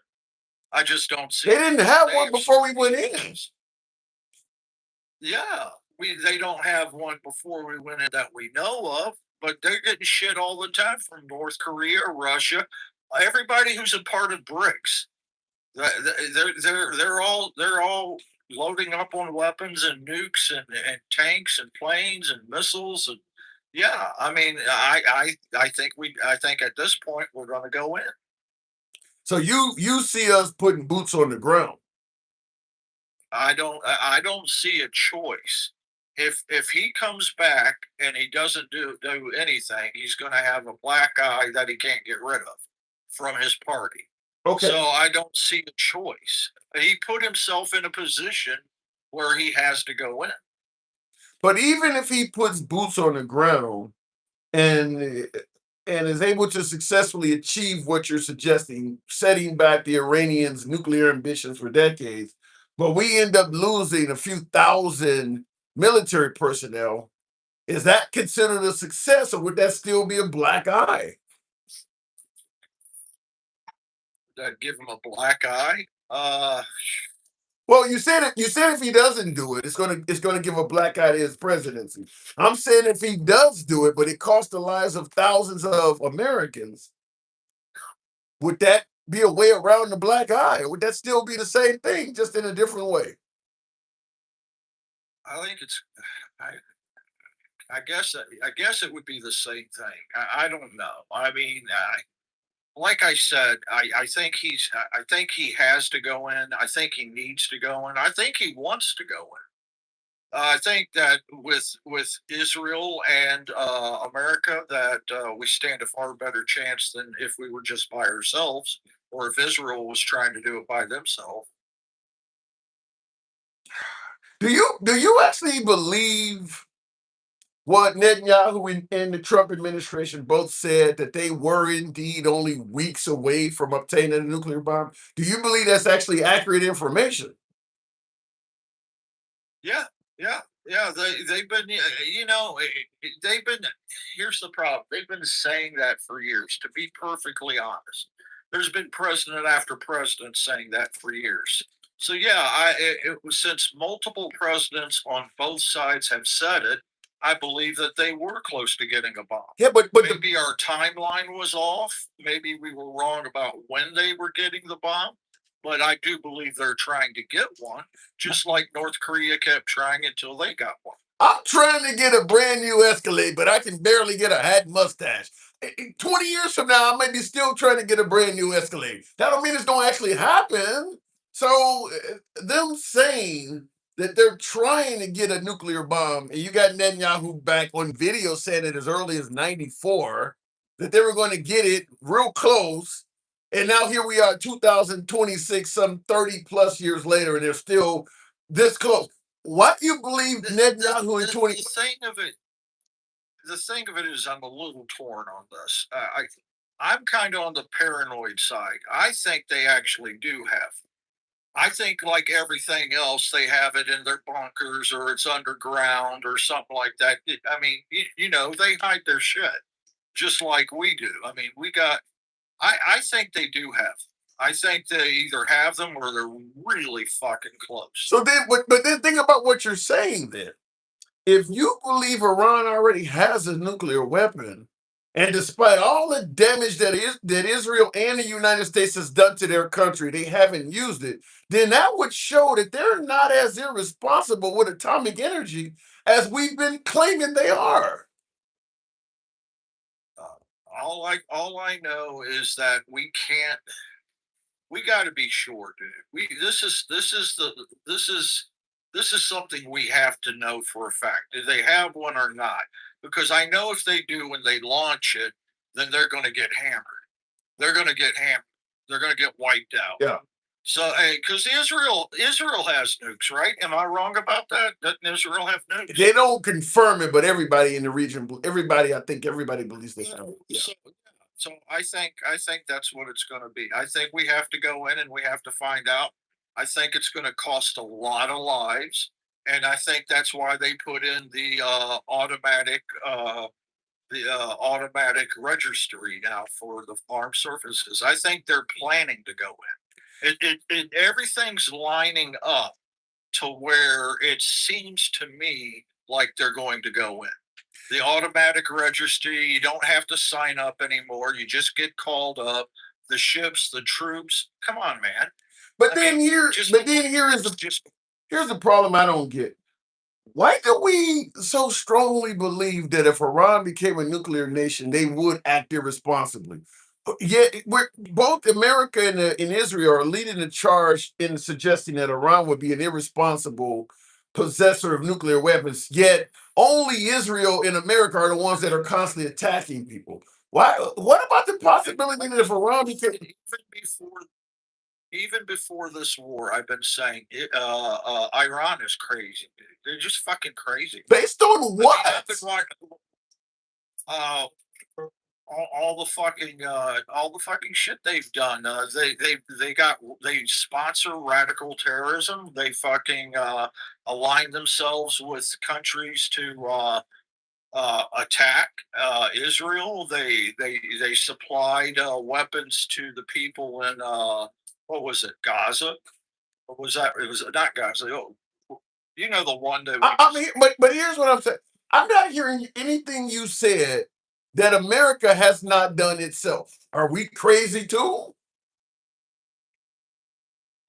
It depends on who's in office. I'd say when Biden was in office, we were really fucking crazy. I mean, we had men up there wearing dresses with lipstick on.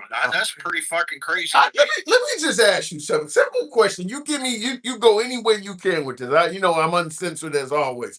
Why does conservatives hate trans so much people? Why does that when you look at what I don't hate anybody that's trans. That's not the case at all. I okay. don't hate trans people. Okay, then let me I rephrase. think they're mentally ill and they need to be put. So then you hate the mentally ill? Do you hate the mentally ill? I hate the fact that we're not helping. How would you personally help trans people? Oh, that's easy. I'd grab a rolled up newspaper, smack him on the back of the head, and tell him to stop this shit. If you're a man, you're a man. If you're a woman, you're a woman. Take the damn lipstick off and go to the right bedroom. Oh my God. So you do realize that sounds like you hate the trans because here's the point I'm trying to make. Anytime you hear conservatives talking about transgender folks, it's a negative conversation. Is there nothing about them that's decent at all? Everything you hear from the conservative party about trans is negative. Why is that? Why is that? Yeah. Because it's just weird, dude. It's weird. It's like you walking around in a sunflower dress. Do you think you'd be normal if you did that? You're honoring a man that you literally, not you specifically, but you know what I'm saying here. You guys literally supported a man that dressed up as Jesus. I think that's fucking weird. That posts his pictures of himself as the Pope. I think that's fucking weird. What's the difference between that was AI generated. He didn't actually dress up as Jesus. what's the difference? It's still weird. It's still fucking weird. I mean, does that excuse it? I'm not. I'm just saying he's not walking around in a dress and high heels, wearing lipstick, going to the girls' bathroom. Okay, you got to draw the line somewhere. So it's okay to. I did it. They take it back. I love trans people.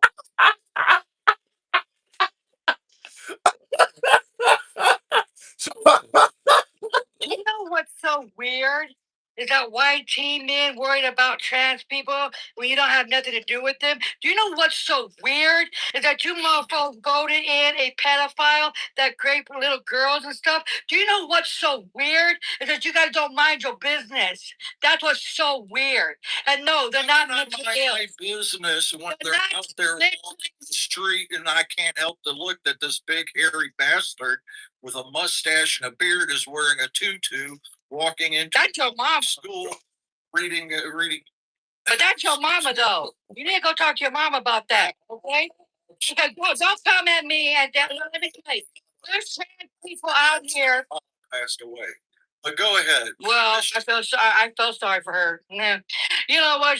Let me break this shit down to you. I'm so sick of these white teen men and the conservatives say, it's a disease. It's really not a disease. It's not. Go show me in the book they had it's mentally ill because it's not. I'm so sick of it. They're doing their own thing. Trans people is less than 1% in the United States. Less than 1%.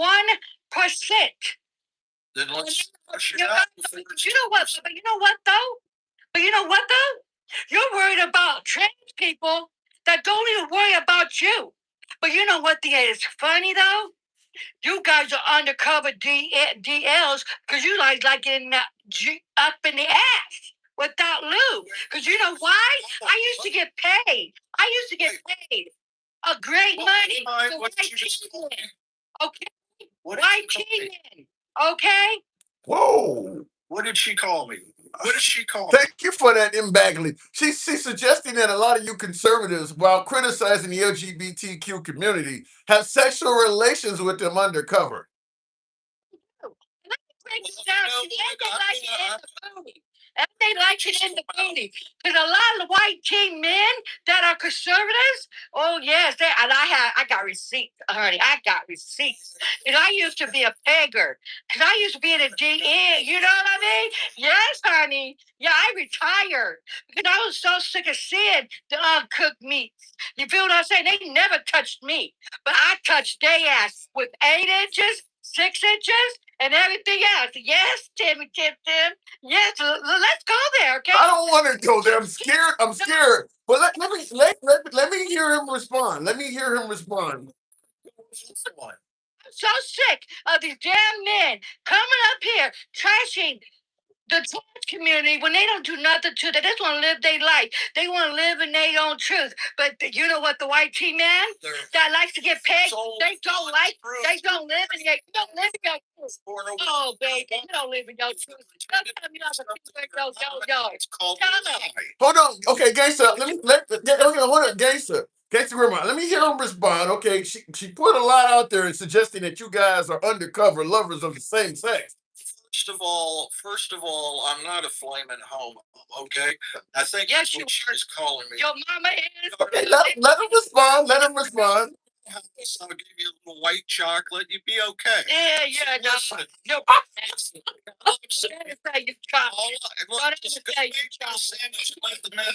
Hell no. No. Okay, listen.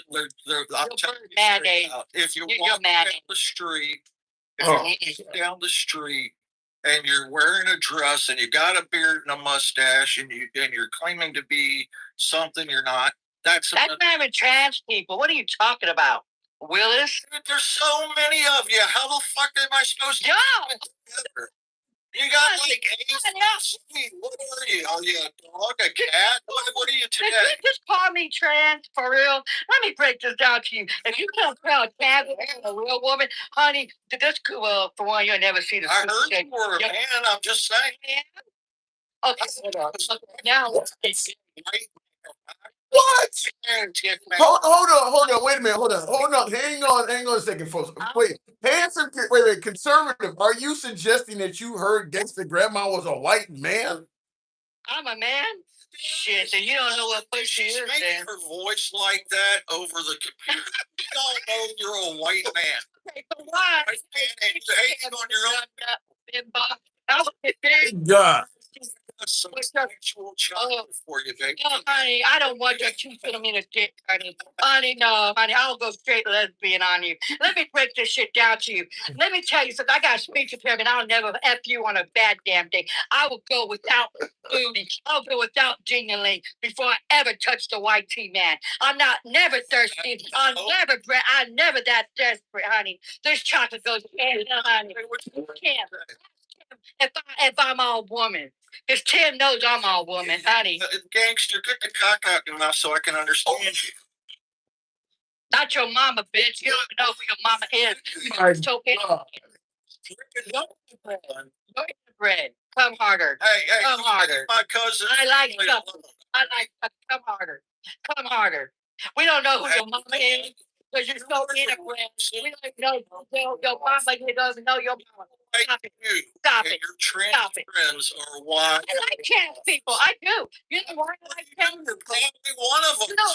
Yeah, okay. I am. I'm a trans. Yep, I sure am. Yep, I sure am. I am a black woman. Okay. Okay, I gotta move on. I didn't expect this to go in that direction. He actually said you are a black man. You're a white man hating on your own people. You know what though? You want Tim? I want to say one thing. I effed a white man, and you know what? I got thousands of dollars though. Okay, I'll continue talking. Hang on, hold on a second. Hold on, hang on. I'll continue talking to you guys, but conservative, your last word. What were you wanted to say before you moved out? Two things: support your local liberal, and thanks to Grandma. I love you, and I know. I don't like people. Go ahead. All right, conservative. Okay, now he wants to offer you some white chocolate. What happened against the grandma? She dropped too. I didn't mean to drop her. Don't get unless TikTok took her out. Tap the screen.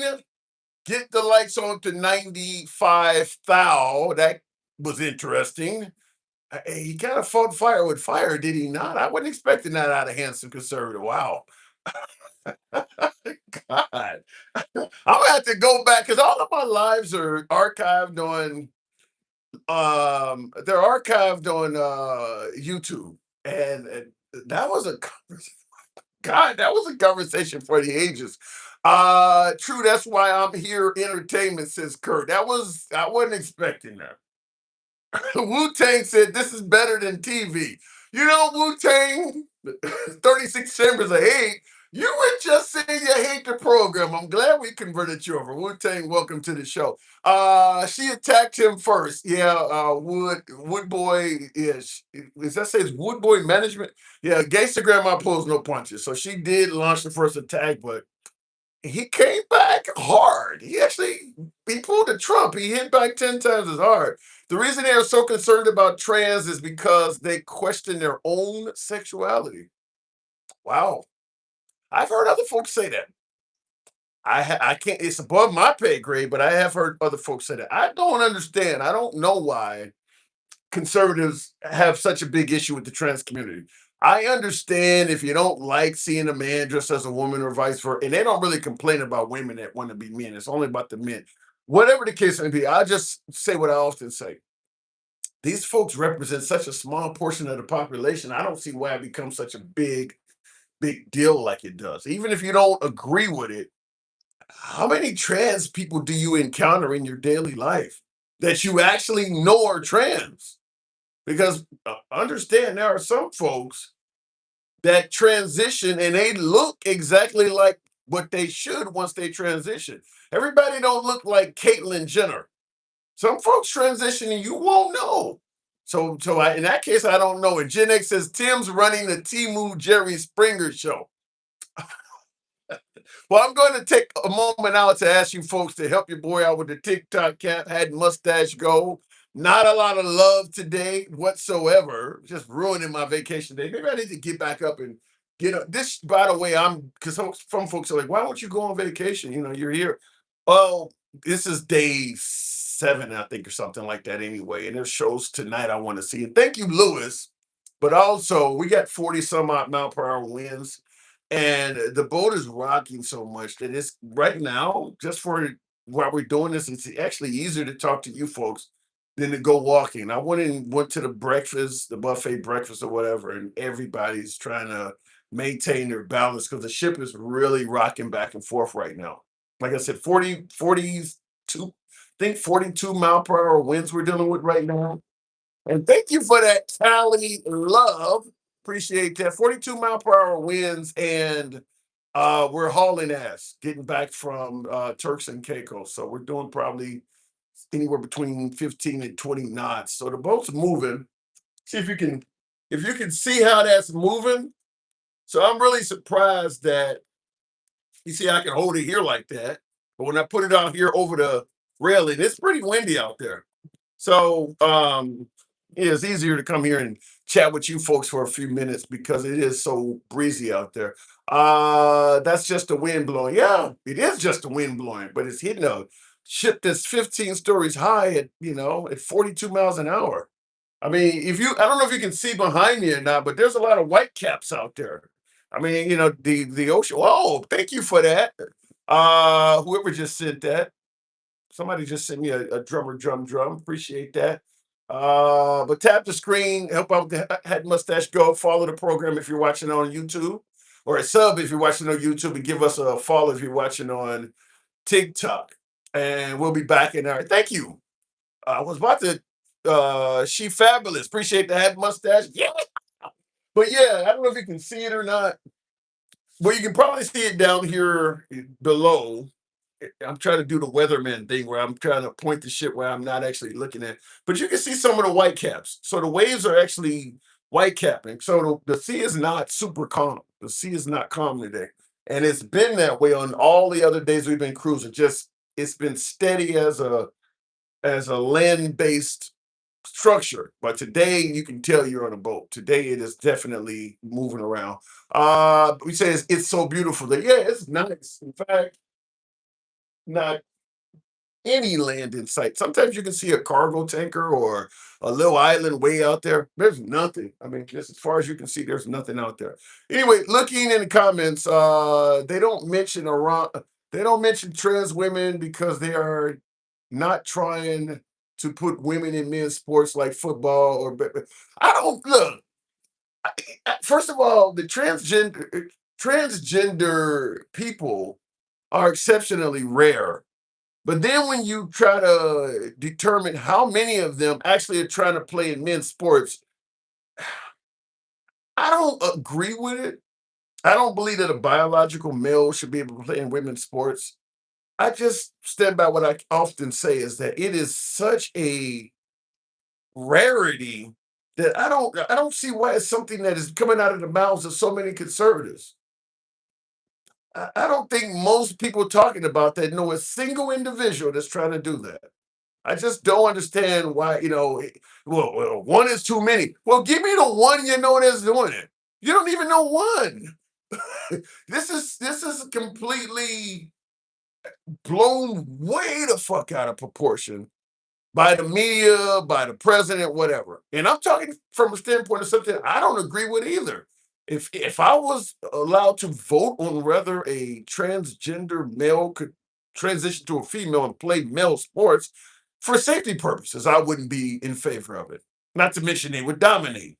I mean, obviously, if a man were able to put on a wig and a dress and go play ball with girls, he would do significantly better than playing with guys. So I don't agree with it.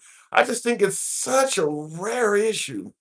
Out of all the things that are going on in the country that people are concerned with, that's not even in the top 1,000, in my opinion. I think it's such a rare issue affecting virtually nobody. I don't understand why the right gives that so much attention. But it is what it is. Yeah, you're right. And he's the dumbest president ever. Wait, anyway, let me go back to the box. Occasionally, there is a man trying to get into women's sports. It's obviously not fair competition. Chris, I don't disagree with you, but occasionally somebody hits the lottery. I actually believe when you look at a country that is 350 million plus, the number of transitioning males trying to place it's akin to lottery odds. It's literally when you look at the back of a lottery ticket and it says odds of winning 1 in 22 million. I actually think finding a biological male trying to play women's sports is like that. The odds of finding it is in that type of range. One in hundreds of thousands. I just don't believe it should be getting anywhere near the attention it's getting. Anyway, let me go back to the box. And we'll make it happen with John 3:16. It's an interesting name. Culture strategy was brilliant. Clue to hate. Oh, culture strategy was brilliant due to hate and fear. That's the only way I can look at it. Have folks fearing that transgender men are going to go in school and dominate or hurt your girl while she's playing sports or something. Even though most girl athletes in schools all over America, this is not anything they have to worry about. There's not a single transitioning boy trying to play sports with them in the whole school, if not the whole county. But just have them believing that's about to happen. It's been very effective. It's been very effective. One getting created, one girl getting cheated out of rewards of her hard work is too many. One cop beating a citizen that doesn't deserve it is too many. You guys are more focused on the transgender than shit like that. One individual serving the rest of their lives in prison for something they didn't do is too many. You focus more on somebody playing sports than shit like that. And the stuff I'm talking to actually happens to far more many people. It happens to far more people. People getting arrested and having felonies pinned on them for shit they didn't do. That actually happens to some people. People getting beat and killed for things they didn't do. That actually happens to folks. But yet you want to talk about the one is too many on this side. And then when we bring up the other side, it's all of a sudden, well, 99% of them are good. Just a few bad apples. You tell me that ain't hate? You tell me it don't sound like hate, huh? Let me go back to the box. And I think we were finishing up with Sexy Red, Gangsta Grandma. Yes, and I really can't. I can't stand the uneducated. So for real. Let me tell you something. Okay? I'm a full blooded woman. I have a coochie and everything. I had triple D's. I ain't gonna lie to you. I lost a lot of weight. You feel what I'm saying? I was just told that you are I was just told that you're actually a white man in transition. I have 3 black children. See, I have 8 inches, 12 inches. Which one? You feel me? I used to be a pegger. You feel what I'm saying? I'm in the lifestyle since I was 18 years old. Now, there used to be a game when I was a kid. I cannot think of the name of it. For some of you Gen Xers, maybe you can let me know. You would turn a timer and you'd have to put like a square peg in a square hole and all that before the time ran out. Is that a pegger? Is that what you talking? What was the name of that game? Chip. I'm gonna divorce you, but you can have some. I have 8 inches. No, I think You used to do it. Let me tell you something. Let me tell you, okay? And I never touched the white tea man, okay? The ding ding did, okay? I never effed them nothing. Let me tell you, they spent money though, and a lot of them were Christians though. perfection. That's a game. Fuzzer. It wasn't Operation. Somebody said the game was called Perfection. That's what I'm thinking of when you're saying. Situation. The pig buddy. And let me tell you, I made thousands of dollars. 15 minutes was 1,500. So don't get it twisted. I call their asses out because I know, and no, I'm not white. I am Afro Latina. I'm Dominican and Mexican. When did I become white? Oh, they say you're a black. I have left. That for one, they would never say it to my face. For two, they don't have the guts to come to me. Y'all put them in a bag. You feel what I'm saying? Okay, well, before you start, well, let me. I got 12 inches, 8 inches, 6 inches. Which one do you want? Okay, well, before you start talking about hurting white men sexually, let me ask you this question. I'm sure you may have heard about this because it's been all over the internet. Tucker Carlson has seen the error of his ways. He's apologized for endorsing Trump. Will you at least give that white man a little bit of credit for coming around to what you think? He got him in this. No.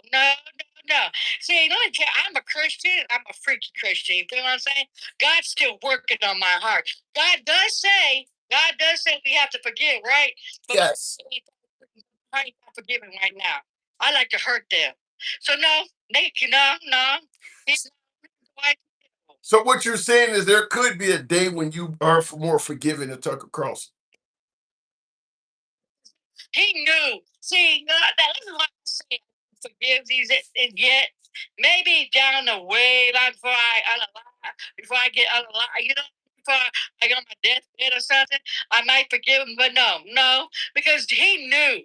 See, this is one thing this is all about hatred. You feel what I'm saying? They didn't want to listen to white. They did not want to listen to black women. Black women are most educated. They're the most educated. They didn't want to listen. They didn't. Because you know why? Because they did not want to know the truth. They knew what he was going to do. They knew all this. But I gotta ask you, if I gotta, because you say black women are the most educated, I gotta push back and ask you this. And before I do, for you folks watching on YouTube, smash that like button. If you're watching on TikTok. Get us up over the 100,000 hump. We're pretty damn close. Tap the screen, get the likes up. And also, if you're watching and you enjoy uncensored dialogue, follow the program. If you're watching on TikTok, give us a sub. If you're watching on YouTube, hold on, hang on. Let me finish my spiel. We're here most weekdays. So if you're watching on YouTube, give us a sub. You said black women are the most educated. What I want to ask you is a simple question. If black women are so highly educated, why when Kamala Harris was asked, what would she do different from when she was asked, what would she do different from Biden? She didn't have an answer other than the same damn thing. Oh, you know what? I have to breathe. Because you're trying to gaslight my black ass. Because you a ratty raccoony and you a maggot. Most educated. Most educated. They called me to come to calm my nerves. People are watching me. You feel what I'm saying? Let me out you one more last time with your bifocal looking ass. You need to go get your glasses on and get your eyes straight because you are so up the white man's ass. Yes. Yes. Most educated. Most educated. Let me break this down to you. She had, she talked educated. You feel me? That's probably what hurt her. Because she had to talk like a fifth grader. You got to talk like a fifth grader to the oxymorons on the other side. Because they couldn't comprehend that she wanted to give them. Alter ego. Thank you. She wanted to do a lot more stuff. She was the best vice president ever. She got the shit done. She got the Chip Act done because she had to break the vote. She went over to the other side to get money from the. Thank you, Alter ego. Let me. From the South Americans to get them to stop coming over. She did that, Tim. She did. How about this? In the comments, Just Me says, so insulting when all you have to do is answer the questions. You have no answer, so you throw insults. What say you? Talk about Willis. She was asked, what would you do differently from Biden? She gave us nothing. The best. Why would she? You tend to tell me. Worthless too. You, yeah, your mom was worthless too. If you don't know your mom, do you? You don't know who she is, right? You interbred fucking. Selena Don Hopkins says Kamala Harris was worthless. So I do have to ask you though. You see the white people say how worthless she was, but yet the black women are the most educated. You feel what I'm saying? You can come at me and say that my kids are worthless, but they're becoming neurosurgeons. She's the most. You bringing up our school? Yeah, yeah. That's all your kids can do, right? Yeah. She was the most. She was the most educated. Yet she can't come up with one thing she would do different than Biden. Really? Why did she have to throw him under the bus when they both did it together? Why would suggesting people underneath the bus? You know what it is, Tim? And I'm gonna be very blunt, because I can't stand my side neither. It was the YT liberals, the ones on the far left that didn't like her because of her skin color, because they swap it down that she was going to be G side. And I did answer the damn question, because you know why? She shouldn't have to throw nobody underneath the bus. Her record spoke the most. She did everything. She was the most educated. I don't have my red hat to throw up, so I'm gonna throw up my hokas in the meantime. I want to tell you this, pushing back on behalf of the MAGA side of the aisle. I bet you want to, because you like it up your ass. Let me tell you, I'm going to give you the MAGA answer. I'm going to give you the MAGA answer for this because you guys are always saying that MAGA's in a cult, but here you are suggesting. Hold on, here you are suggesting that Kamala Harris has to say she is 100% behind Biden, otherwise it's throwing him under a bus. That sounds like Democrat cult to me. Why can't she give anything she'd do differently? You know what I sound like to you? You know what? Okay, I'm gonna say this very respectfully, and I'm gonna tell your ugly ass at the same damn time. You like to be on your fudging knees, and you like to empty in your ass, and I'm gonna give it to your ass, okay? Because you know what? You gonna give me $1,500 to do it. That's what you're gonna do. I want divorce because you're only on the white man side. You know You know that she was doing good. You know she was. You know she was the best vice president. You can't name nothing else the white team man did. Other vice presidents did. They sat on their ass and did nothing. But you know what that black woman did? Went to the border and got money. I got money. I see that. Well, how about this? Ezra, no, no. She did do that. Yes, she did. Yes, she did. Yes, she did. Don't go there. Ezra on YouTube said, hold on, hang on a second. Ezra on YouTube says, why would any black person vote for Kamala after she said she wouldn't do anything for them? For one, she can't just go and say that she can do only something for black people. She can't. She has to be the president for all people. See how stupid that is? But she did do a lot. She wanted everybody to get a house. She wanted everybody to get free education. She wanted everybody to make sure that everybody was what? Has food in their mouth. What is this white team man doing now? Enriching his own pockets. He don't give a damn about nobody. But yeah, you guys want him. See, you wanted a black woman to throw the Biden on the bus when he was one of the best presidents. What are you guys talking about, man? I'm just simply saying the woman didn't even lay out a decent plan other than she would just do everything right. With your uneducated say the other words. Those are going to throw you really underneath the bus. She did have a plan. You went on her site and seen it. But you know how uneducated motherfuckers are? You got to talk like, you know what? This is what you need to do. Oh, you have to go bribe them. You know, because they didn't want to see Yeah, an we know what her plan was. We know what her plan was to do the same thing Biden did. She told us her plan. I wouldn't do anything You different. know what Biden right now? His okay, let me breathe real quick because Biden's economy is a hell of a lot better than what we got now. You know, all the Democrats have to go and undo everything that a Republican does. Well, right now we have the shittiest economy right now. Yes, we do. Yes, we do. Under Biden, I opened up 2 dispensaries under Biden. You can't open up a business right now.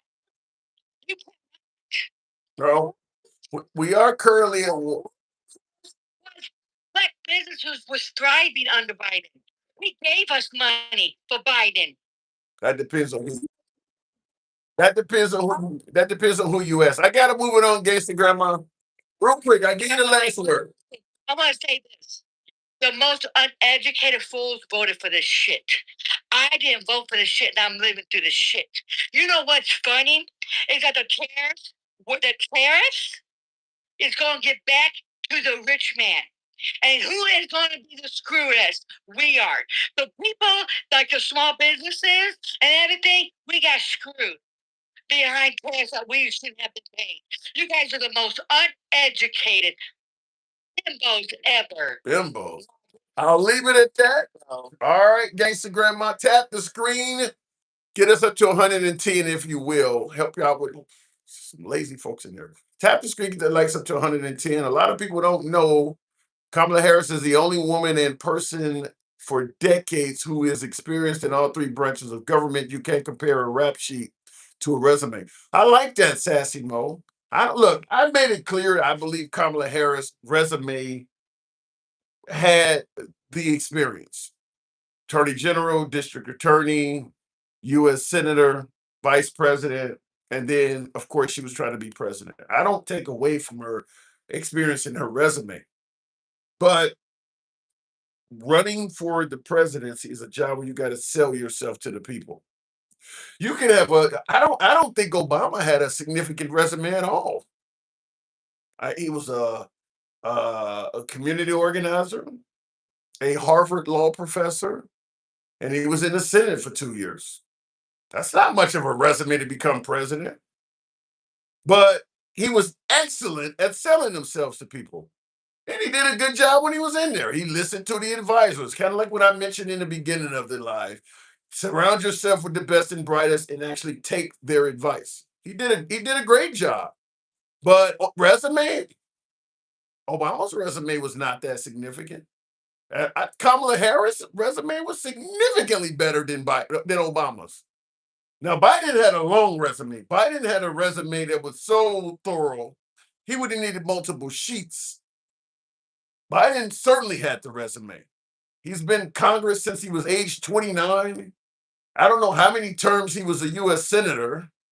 He obviously was vice president for 8 years, and then he was running for the nation's highest office. So Biden had a lengthy resume, not to mention bills, legislation, and all kinds of things. But Kamala Harris' resume was much better than Obama's when she was running, better than Trump's. I'm trying to think of some other people. I mean, she had a good resume. She had a really good resume. But as I just stated, being a politician involves selling yourself to the people. Imagine someone knocking on your door trying to sell, let's say, vacuum cleaners or something like that. The resume might include them actually working on vacuum cleaners. They've learned how to repair them, they learned how to make them, service them. They've sold thousands of them, maybe on the phone. But when they're at your door, they don't have the words that convince you that this is a decent product to buy. They got the resume, they just are not good at selling it, so you don't end up buying one. That's probably a good way of describing Kamala Harris. She had the resume. She didn't know how to say what was necessary to get to seal the deal. Anyway, look, and I think Trump could kind of be the opposite. He knew how to sell himself very well. I don't care what you say. I usually do my research before I purchase something. Pogo, that ain't how most of the country votes, though. That's not how most of the country votes. They're not going and doing a hefty amount of research. They're going, and by the way, some of the things that Trump promised that led people to vote for him, research would not have been able to help you out much. I believe that Trump was going to be more successful in ending the Russian Ukraine war than Biden or Kamala Harris because Trump had a lengthy relationship with Putin. If you had done your research, you would probably agree with that. Compared to Kamala Harris and Joe Biden, weren't doing anything to indicate they were going to end the Ukraine war. They were just going to keep giving the Ukrainians some of our mid-grade weapons. Trump had a relationship with Putin. I thought he would have been able to do better with that. So I don't know about the research on some of the things. Some of the things they promised, research is not going to be able to do much about it. All politicians lie. Why should Trump be any different?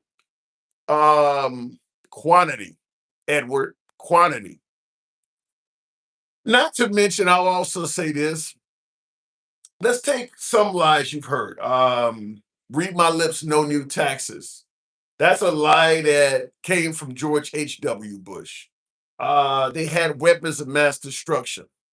That's a lie that came from George W. Bush. I did not have sex with that woman. That's a lie that came from Bill Clinton. If you want your doctor, you can keep your doctor. That's a lie that came from Barack Obama. I saw this picture and I thought it portrayed me as a doctor. That's a lie that came from Trump. Can you see where I'm going with this? All politicians lie, but it's a difference when people can tell you're lying while you're doing it. That's the difference. You didn't know if Obama was telling a lie or not. He said we could keep our doctor. We may not have to worry about this Obamacare. He said, read his lips, no new taxes. This guy is not going to raise taxes. He said he didn't have sex with this woman. Maybe she's making that up. This guy says this picture portrays him as a doctor with his hands emitting light. All lies are not the same, is what I'm trying to tell you. All lies are not the same. Anyway, hope and change was a lie. Like I keep saying, though, there's a difference when a person is lying to you and you know while they are lying, you're 100% certain while they are lying, it's a lie. Such as continuing to suggest that Iran is begging for a ceasefire. Is there anybody that still believes that? The Strait of Hormuz is open. He's now saying things that are pretty obvious. They're incorrect. That's what I'm saying. He's always been the same. Well, I don't know. I think Trump has said some things that have not turned out to be true, but they were believable at the time. But some of the things he's saying now, yeah, it's pretty obvious they're not accurate. Just like the farmers, they knew he was lying to them. They knew that was they were gonna lose their farms if they voted for cattle farmers too. Well, it is what it is. If you vote for somebody you know they're lying to you, then that's on you. We cannot raise the minimum wage big. We can't raise the big ass. Yeah, that's a lie in my opinion. But there's a lot of folks who do believe that the minimum wage cannot be raised. I don't know why, but if we can continue giving tax cuts, there's obviously money out there to be given. If we can find 1.5 trillion to give to the military, there's obviously money out there. I don't know why when it comes to programs for the less fortunate, the money is all tied up. Let me go back to the box. Tap the screen, get the likes on up if you will. Help people out with the TikTok hat and cap, TikTok cap and hat mustache goals, if you will. I'll make it happen with I think that says Supreme. What am I looking at here? If we can fund Israel, we can take care of our own. That's a good point, Marquise. Good point. Super Evil, good evening or good afternoon. Man, it is about time because I've been trying to get on this program and you just been skipping me like red sauce, man. Damn, with them damn MAGA hats. Well, you know we enjoy talking to MAGA. I haven't had a lot of MAGA come up, but we didn't try to skip you. We didn't try to skip you. Don't give me that. Let's shut these. Let's please. Let's flush these Republic rats down the toilet. That's not nice. You what about okay? When you say Republic rats, obviously you don't like Republic. What about Tucker Carlson? He's realized the error of his ways. He's publicly apologized. Do you get a man credit? I think Tucker Carlson got visited by the 13th ghost, What? and I think it's messing with his conscience now. So Okay, so maybe he realized what he was doing was not in the best interest. Okay. and he said I can't be a part of this evil. Yeah. Thank you, Brandon.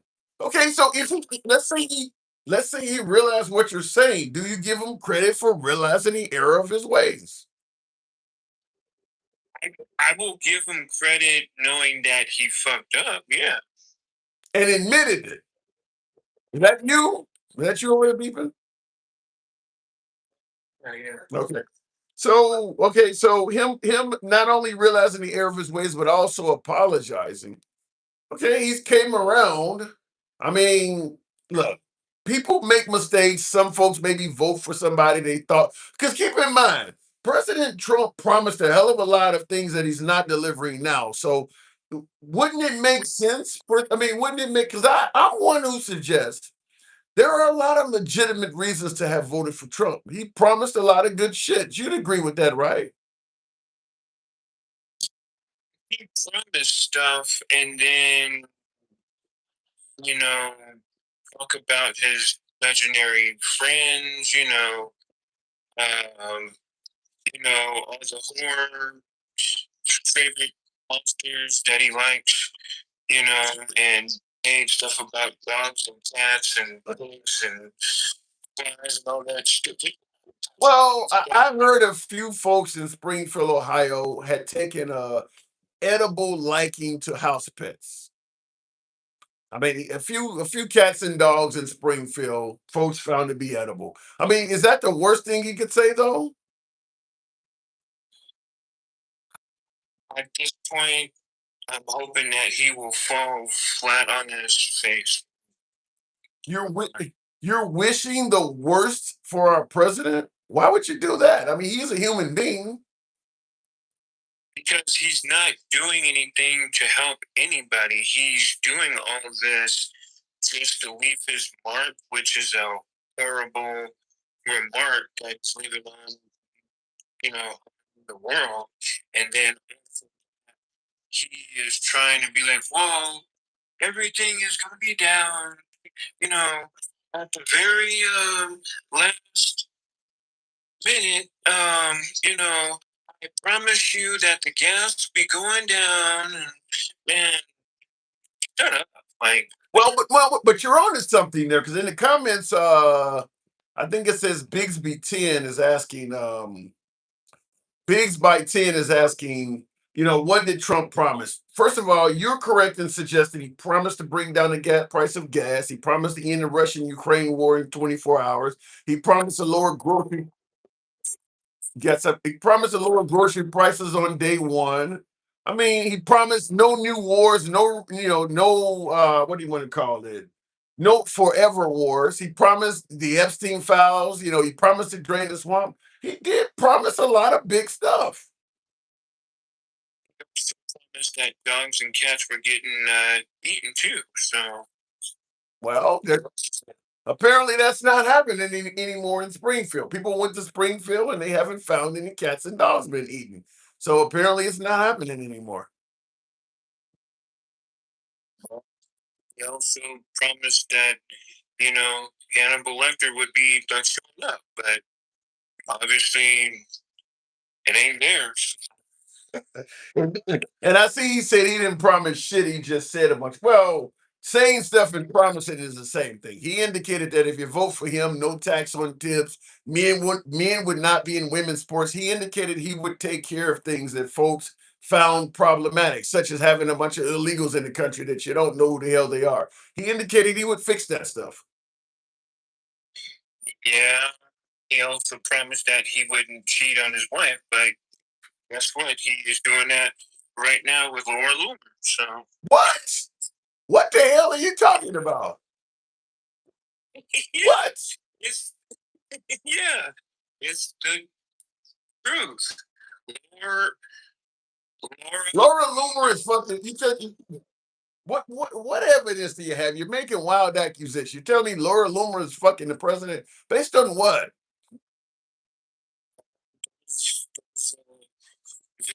and Justice morning, they have uh, there's something like about her in her office. She's just really, really. Man. Well, you're accusing the president of infidelity. AI caught you. That's what happened. We'll wrap it up. We'll wrap it up this time because AI don't like you. But you're saying the president is fucking Laura Loomer. You don't really believe that, do you? I can say something suspicious. Yeah. And in the comments, Ezra says Trump's old ass ain't fucking nothing but them depends. So I mean, the guy's like 80 years old. You think he's still banging shit at 80? Let's say he's not spitting up nothing, but he's spitting up the like the nut stuff. I'm gonna leave it at that. It's nothing but nuts. God, I cannot believe you just said that. I'll leave it at that. I do apologize for having you in there so long. Can't believe you just said that. Evil, took my vacation to a whole new level. I gotta go. Jesus Christ. You too. Good talk. You crazy. You are crazy. Tap the screen. I cannot believe he just said. Well, I mean, he is 80 though. He is right. He'll be 80 in November. I guess he could be shooting blanks, which is the proper term for that. But you can't take liberals and Democrats serious, says Woodboy Management. Well, you did. I mean, you think they're going to infiltrate all girl sports with guys? I assume you're taking them seriously in some area. You're taking them seriously. King Finn, good afternoon. Appreciate the support, by the way. We'll try to make it happen. And by the way, if you guys are watching us on YouTube, give your boy a sub. Smash that like button. Helps out the algorithm. I need you to smash that like button if you're watching on YouTube. We're here most weekdays. Sub to the program if you're watching on TikTok. Get us up to 120,000. Tap the screen. Get the likes on up. King Finn. Good afternoon.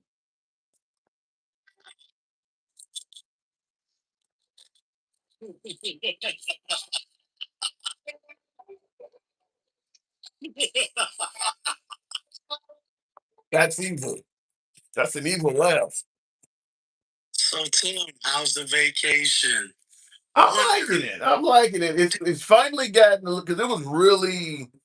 In fact, I started doing this live because walking around was so unstable. We were in some heavy winds. It's gotten smoother now. A few less white caps out there. I'll give you a quick view of what I'm seeing here. Nothing as far as the eye can see. Uh, Can you tell us about the blockade? what do you mean the block? Oh, well, it depends on who you talk to because President Trump and the Iranians are saying the opposite. They're saying the opposite. So Ain't that weird? Why would the Iranians keep saying that it was closed if it was actually open? I think Trump. Better question. I have a better question. Sure. Hey, why did they lock him out that meeting the other day? I think they're seeing him as problematic to some sort. Could it possibly be because he's a toddler, like we all knew he was, and they don't want him to have the new codes? I think. Could it be what it is? I think if Is they, it getting even further unhinged? I think they'd be better off as opposed to taking the nuclear codes from him, is taking his Twitter, his X account away from him. I think he's more problematic on that. But I think I'd rather let him have his phone so he can be occupied like a child than to let him have the fucking nuclear codes so he can blow some shit up. Because unfortunately, a child occupied is going to sit in the back seat with his phone and play. A child with a nuclear code is probably going to blow some shit No, up. we don't want to suggest that the president of the United States is a child, though. That's. I do. I am definitely implying that 80-year-old man is sundowning like a baby. He is a child again.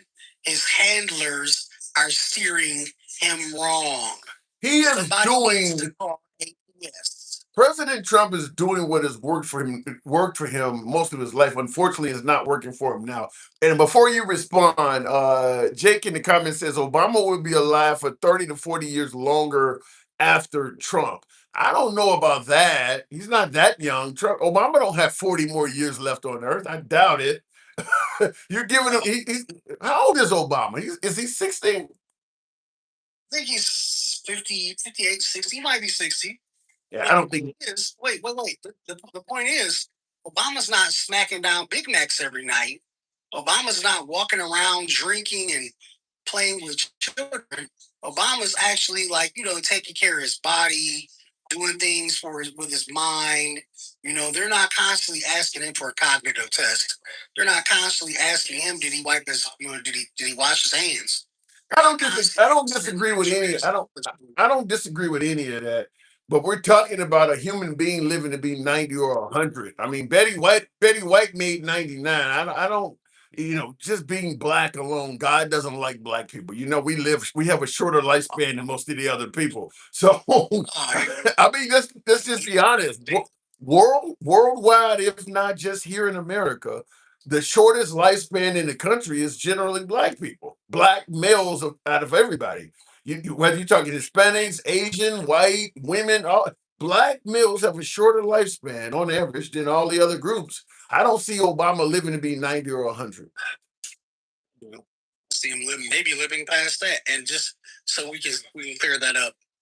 Even the young people in the audience say that Obama's 64. So I don't want y'all to think I didn't see that. Obama's 64, from what I understand. So, Yeah, I don't see the man living to be. So for 30 or 40 years left means he'll either be 94 or 104. yeah, but that's How many presidents? Think about it. How many ex-presidents that obviously had a hell of a lot better upbringings than Obama, wealth and things like. How many of them live to be 94? Not many of them, other than Carter, the ones that have died in our lifetime. I think Reagan got what, 90 maybe. They don't. 94 is a lot to ask. I mean, yeah, but you also got to look at their lifestyles too. Please take a look back at their lifestyles as well. Mm. Obama is probably one of the only ones so far that has been through the presidency, took his 8 years, withered himself away from what he was when he started, and he's still here. Isn't he? Not everybody gets that. But isn't he a smoker? Doesn't Obama smoke? Man, if you don't stop all that damn fluffing. Does he? No, man. Obama stopped. Man, come on, dog. You know Obama stopped smoking. Stop with that, bro. I didn't know if he stopped or not. I know he used to smoke, and that'll certainly shorten your lifespan. Even if he did smoke, bro, which I'm gonna tell you now he don't, because they said he quit a long time ago. Even if he did, he's still not sucking down Big Macs every day. Yeah. I don't disagree with that. Walking around on a golf cart shitting in a diaper every day. I'm pretty sure if Michelle wants some of that LD, Michelle can get some of that LD from Obama. Can we say the same thing for Melania? No, we can't.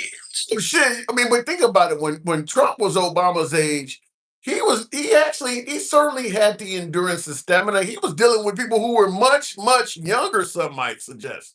So dealing with Michelle Obama, some might suggest Trump had some, yeah. I'm just saying.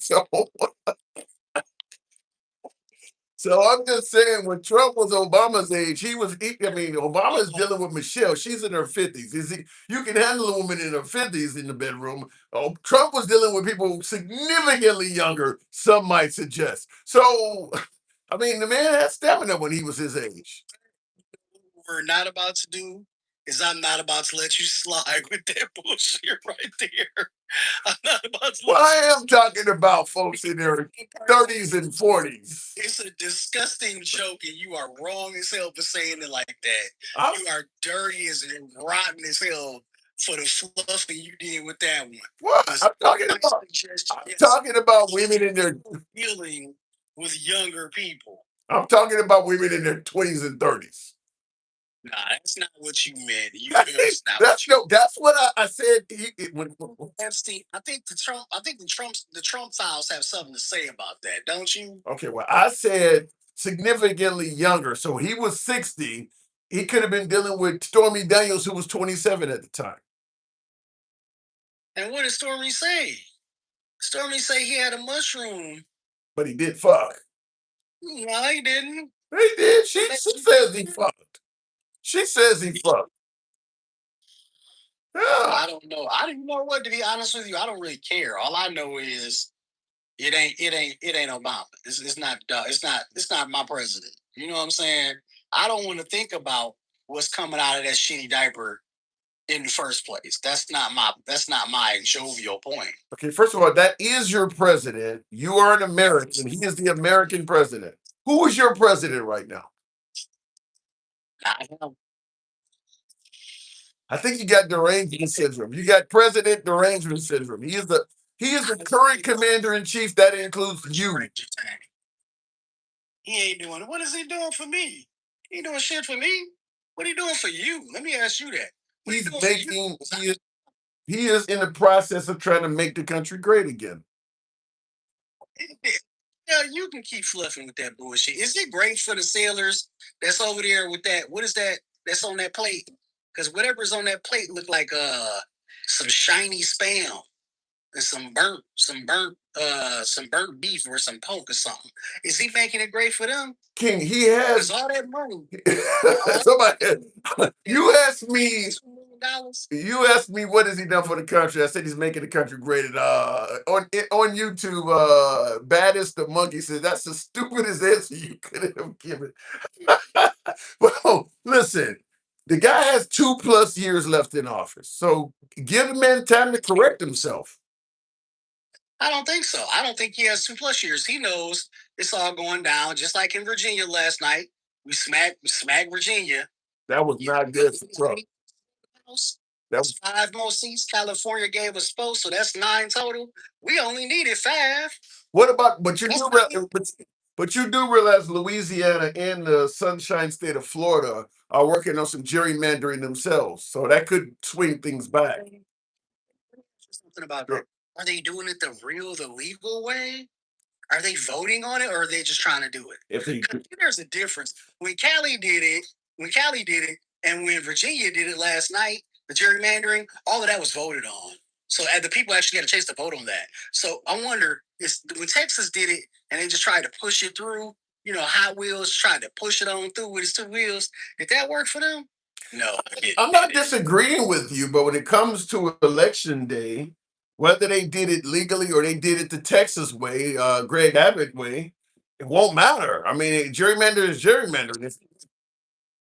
It's gonna matter. How so? How so? It's gonna matter because it's not gonna hold. You can't keep trying to push these things through on people when they see the difference is the actual voting works, right? I don't get what you're saying. You're saying, okay, so Texas did not vote on it. So what are you saying? Come to midterms, they're going to undo something? The judge already told them that they can't do that. That's why they had to walk those. That's why they had to walk that shit back. They tried it, but it didn't work. Meanwhile, Cali and Virginia, there's nothing they can say about it because the judge wasn't judging shit. The people voting to do it. There's a big difference. Florida, same thing. Unless they vote on it, it's probably going to get pushed back, right? So everybody thinking that it's going to help them to just try to slap together some bullshit gerrymandering idea or gerrymandering map to slap out, to snatch out the Democratic vote. Good luck with that shit. Because as you can tell, it's all being pushed in the cards. Just like your boy in the diaper. Shit's gonna get cleaned the fuck up. Travelman in the comments, who was no MAGA in any stretch of the imagination, he leans left as well. He said he believes the Texas map has been approved. So he's disagreeing with you. Hold on. Let's check it out because I don't mind looking it up. If I'm wrong, I'm wrong. But as far as I remember, that map got struck down. While you're doing that, I'll respond to a couple messages in the comments. Patrick Barrett says, "Get Jasmine Crockett was ghetto." Uh, how? I'd be curious to know how, because hold on, I'll just say this: Jasmine Crockett, the language Jasmine Crockett spoke in is the exact same language Trump spoke in. So does that make Trump? I mean, she didn't say anything wilder than what President Trump was saying. Does that mean President Trump was ghetto as well? I hate Trump, but he is nowhere near a lame duck. Well, not until after the midterms. I'm wrong. I apologize. I am 100% wrong. So Texas Daddy, you're right, Travelman. Texas did get that bullshit pull through. Yes, Supreme Court allowed Texas to use this heavily redrawn 2025 map for the 2026 elections, overturning a lower court ruling that it blocked it.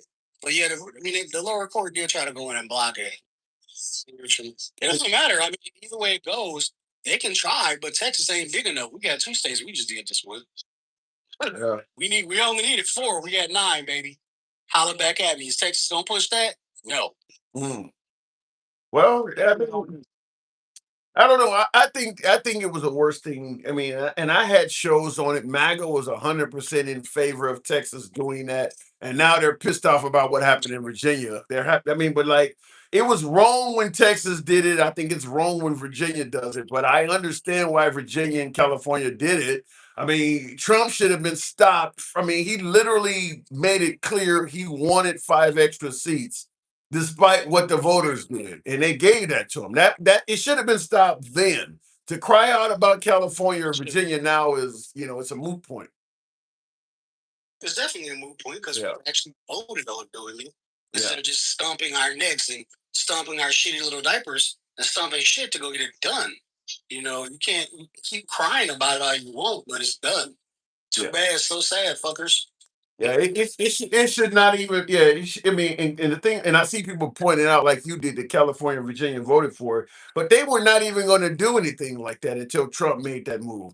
Virginia and California were not going to hold. They were not going to hold votes on whether they could gerrymander. In fact, California, I think when they put it up for a vote, they made it clear this is only temporary. We're only doing it to counter what this guy's done. So exactly, it just should never have been allowed. No. It's only supposed to be done like what, every 10 years, something like that. Yeah. We don't usually go and do. We don't usually. The Democrats. They say the Democrats don't usually go and try to do some old roguish ass cheating shit But what do you kind of fucking expect when you got Cheeto and the red hoods trying to do whatever they can to keep power? So y'all can keep praying that to keep doing it, but we see who you motherfuckers are, and it don't make it no better that your orange leader is fucking up everything left and right and completely destroying the economy. You know what I'm saying? Because now that Mexico has that new canal project happening, did you hear about that? No. Yeah. Oh yeah. Mexico has a $52 billion deal with China. Oh no, they're gonna build another version of the Panama Canal up higher. Yeah, they are. Yeah, they are. So then you won't have to use the Panama Canal, thus for again rendering fucking America and South useless. Then Mexico doesn't need you. So now Mexico's making deals with China And again. that's also going to that's going to literally destroy the nation of Panama as well. Oh, well, what do they care? You know what I'm saying? Like, why does Mexico care? Mexico hired for itself finally. Wow. Why does China care? China don't give a damn because we've been trying to get at China neck for the longest with this fake ass proxy war with I group with Izzy with BB and Iran. This was all set up to try to get at China. But what they don't understand is China holds probably like a good 54 to 50% of our debt anyway. So if China wanted to pull our card, all they had to do was call in their chips. We're gonna be fucking around and migrating. We're gonna be fucking around and migrating to Mexico by the time we're done. In the comments, so I got a question for you. Woodboy Management says, I got a question for the guy on the phone. If Democrats win the midterms, what is their solution to making the country much better? I'll let you have that one. I got answers myself, but I'll give it to you.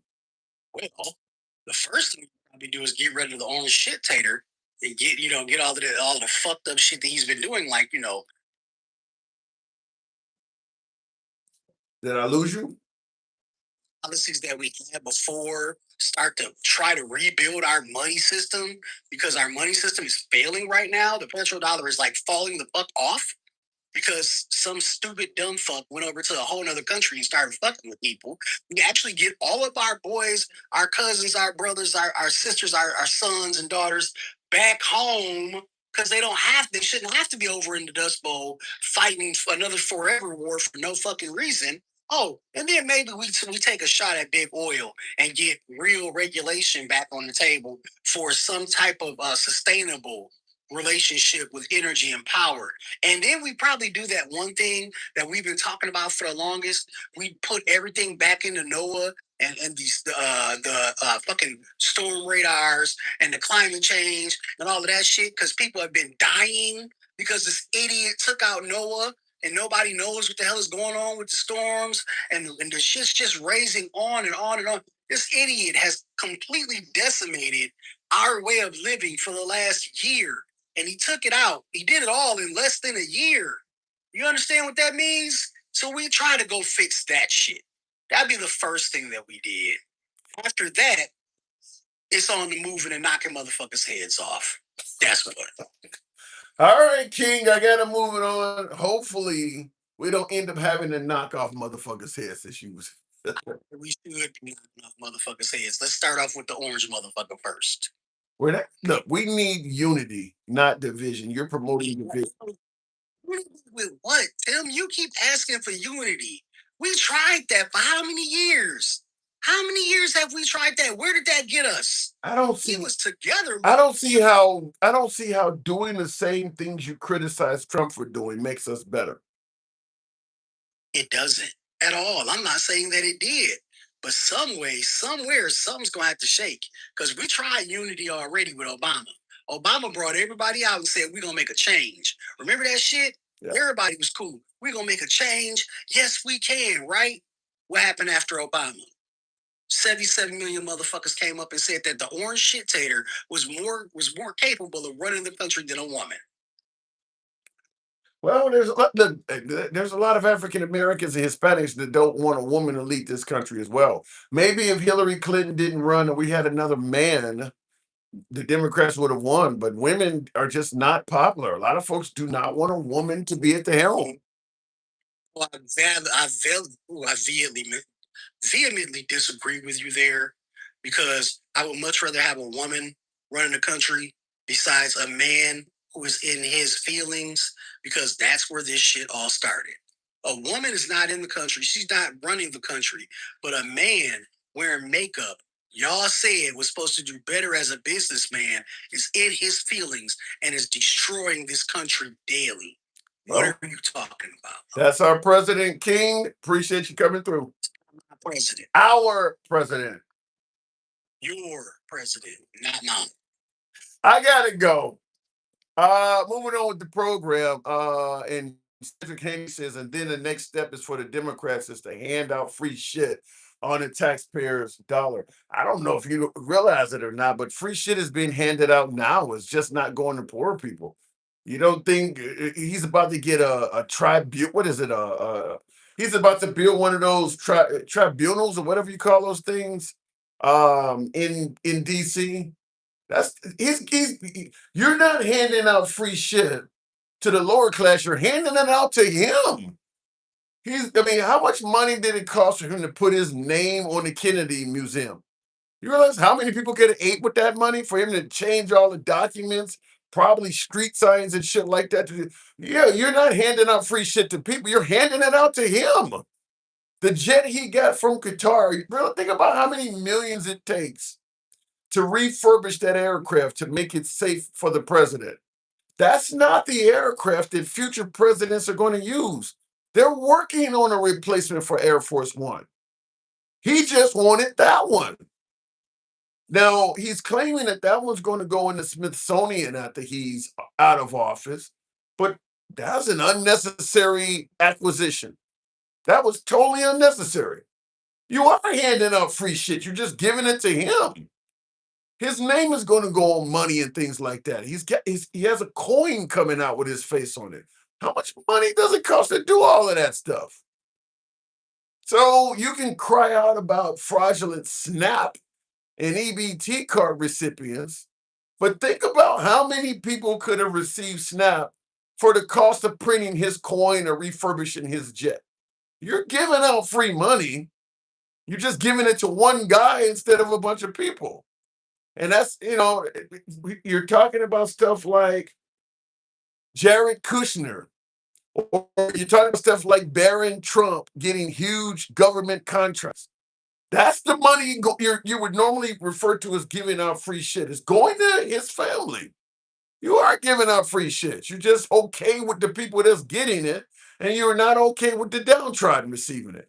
But he's giving out plenty of free shit. He jumped into the swamp and got $400 million plane, and he ain't gonna drink the swamp. He got 12 billion. Yeah, Trump is making a killing in office right now. So you can brag about, well, he's curtailed Somali fraud, or he's gotten rid of SNAP fraud because people on SNAP, they can't buy Coca-Colas and candy with their food stamps. But you're just letting him take piles of cash out the back door. I don't know. Does that make you feel better knowing that they're not using SNAP to buy Cokes and shit like that? Meanwhile, he's parking a brand new 747. I mean, do you feel much better with that? I don't know. As long as Trump is spending on him, they are cool with that. But going, yo, American, no, shaking my head, MAGA. I don't quite get the last half of that, but I agree with the first half of it. Damn, my .74 says, and that's why gallows should be built right now. What are you indicating? Oh my God. Tap the screen, get us up to 135,000.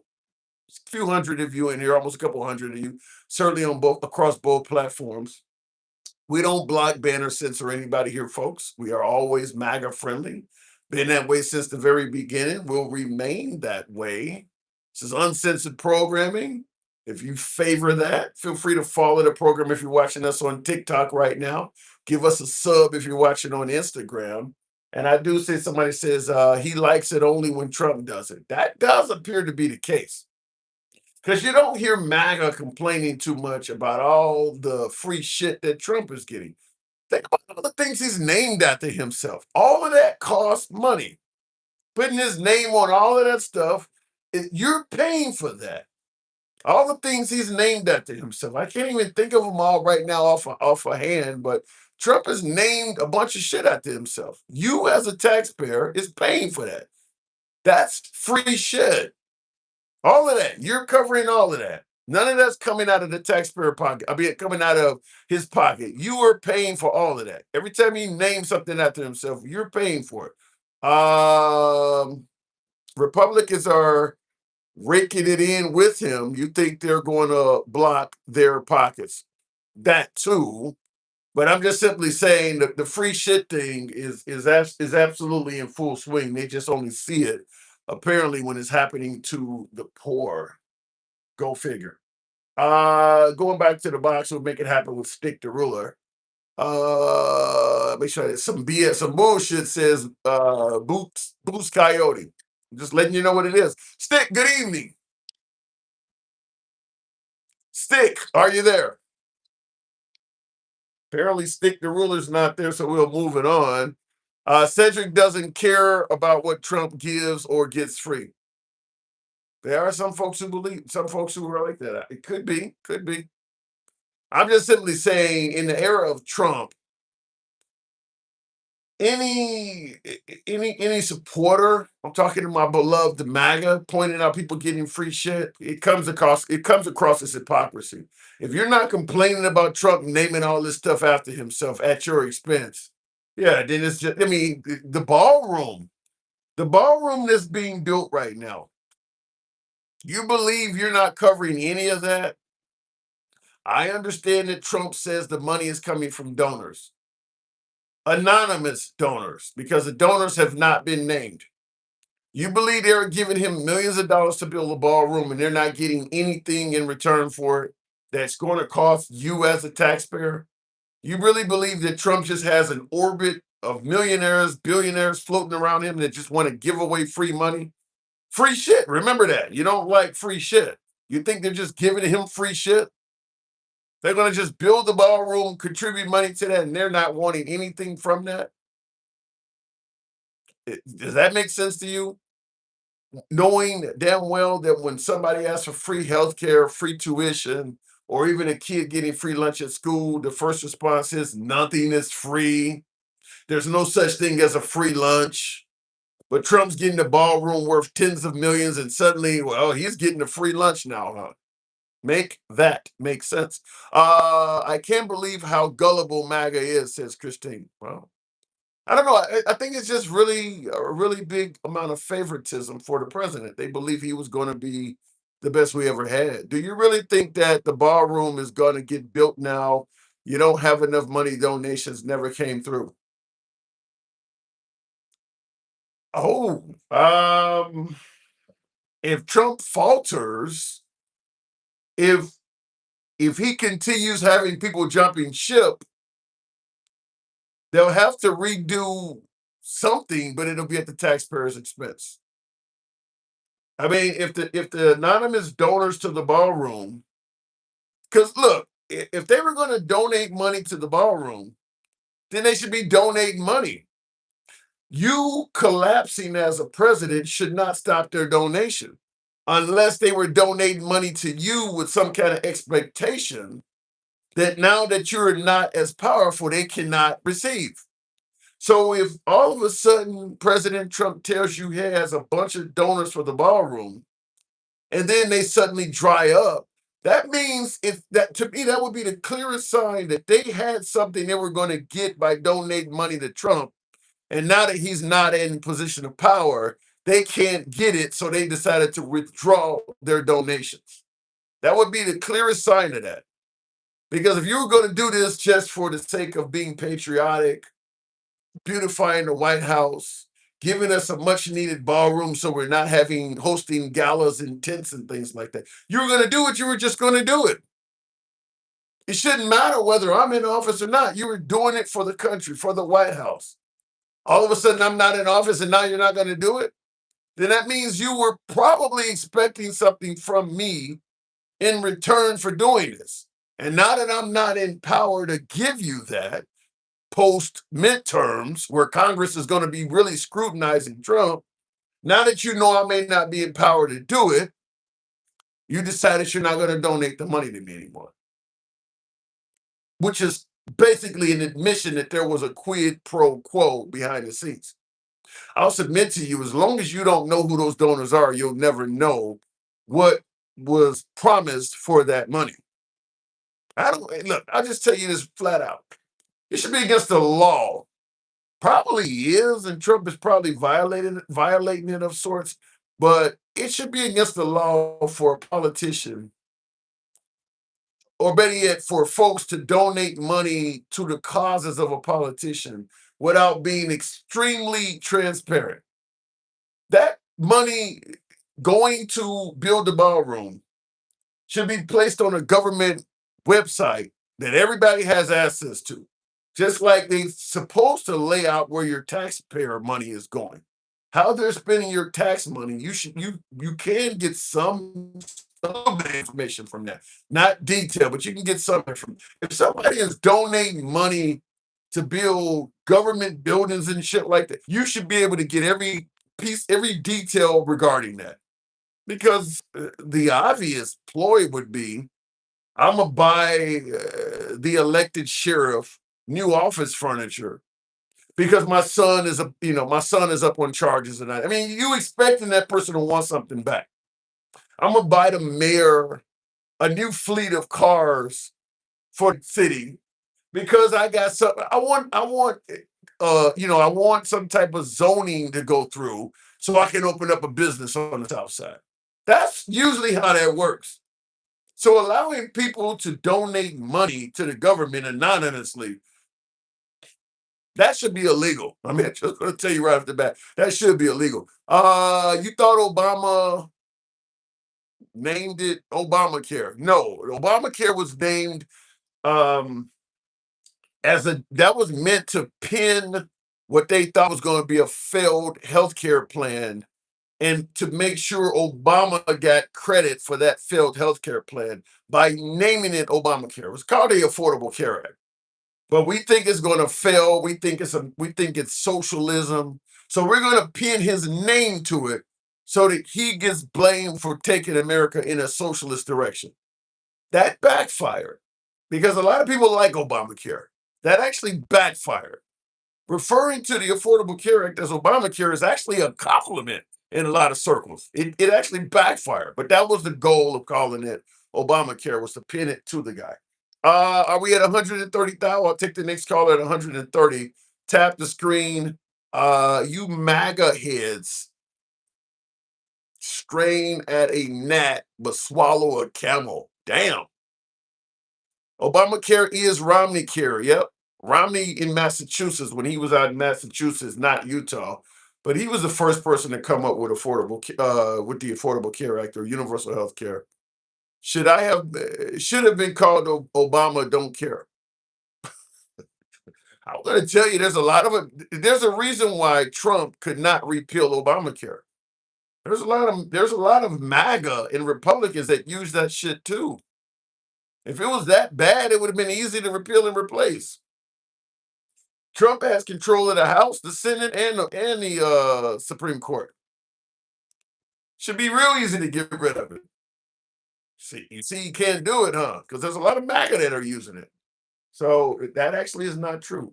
Let me go back to the based on the Heritage Foundation. Really, Travelman?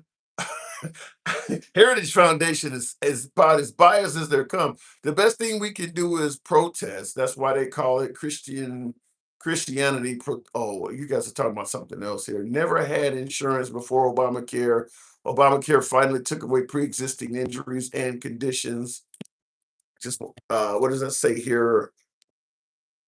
Best plan for healthcare the United States has come up with. Okay, something just started there. Close that. All right. The wind actually blew my device over, so that's what happened. All right, let me go back to the box. Are we at 130,000? Just about. We'll make it happen with Love the Cruise. We'll try it, son. He cared enough to do it so people have health care. A lot of folks in this country believes healthcare should be optional. If you can't pay for it, you shouldn't be insured. A lot of folks believe that. They don't believe that we should have universal healthcare. Love the Cruise. Good evening. What's Afternoon, rap. Traveler? Hey, Anyway, before we get started, what ship are you on? freedom of the seas. How you like it? I like it. I booked another trip. I liked it so much. So, I like it. It's peaceful. I mean, it's gonna be a long time before I do it, but I did book another cruise because they gave a good discount. But it's nice. I've been on many cruises. I've been cruising for 20 years or more, so I like it. But yeah, it's a good getaway. It's not too big and it's not too small. It's right there in the middle. Yeah. With Royal Caribbean. Yeah, the next one's gonna be the Allure. That one's gonna be big. So your name, that you take cruises quite often? Yeah, I've been on what 38 of them. Yeah, you've been on a lot. Wow. I started cruising in the mid 90s. Okay. Carnival fantasy. Okay. That's how long it's been. Wow. Yeah, I've taken a handful, so no, and I've been 20 years or so, but there were big, huge gaps in between. Carnival, you know their reputation is taking a hit lately. Well, back then we're talking about 95. I think it was 95 or 96. They were big. Well, they're still big boys, but it was my first cruise, and I thought I was big time. So Hey, yeah, I went with them.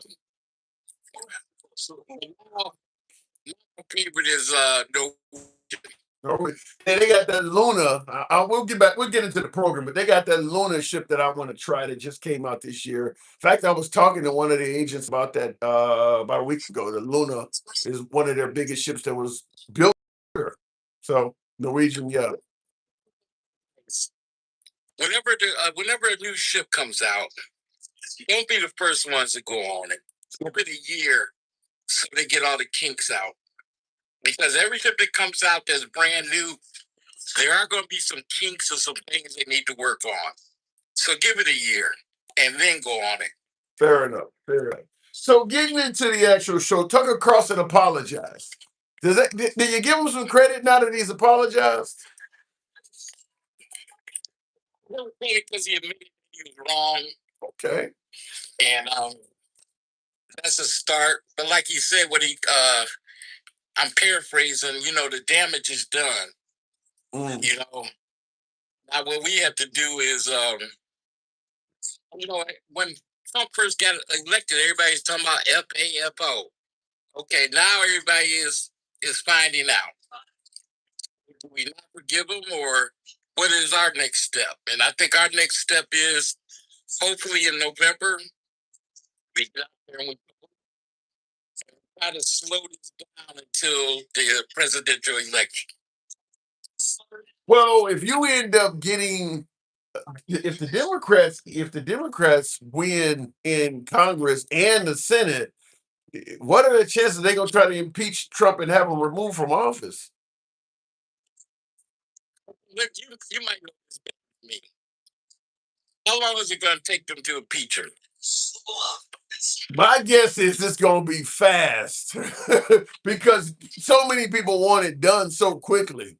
I mean, it's not going to be like Jack Smith or Mueller. They're going to be moving fast. They're not going to cross every T and dot every I because they know what they're working on. It's going to be a lot quicker this time. So that's a year. Yeah. They're not going to take recesses. They're not going to take breaks. They're going to treat it like it's a national emergency. Well, if we can do it in that amount of time, yeah, get them out of there. But I was thinking it's going to be 2 years. Something like but think about it. Think about it. When after January 6th, how long did it take for Nancy Pelosi and all them to impeach him?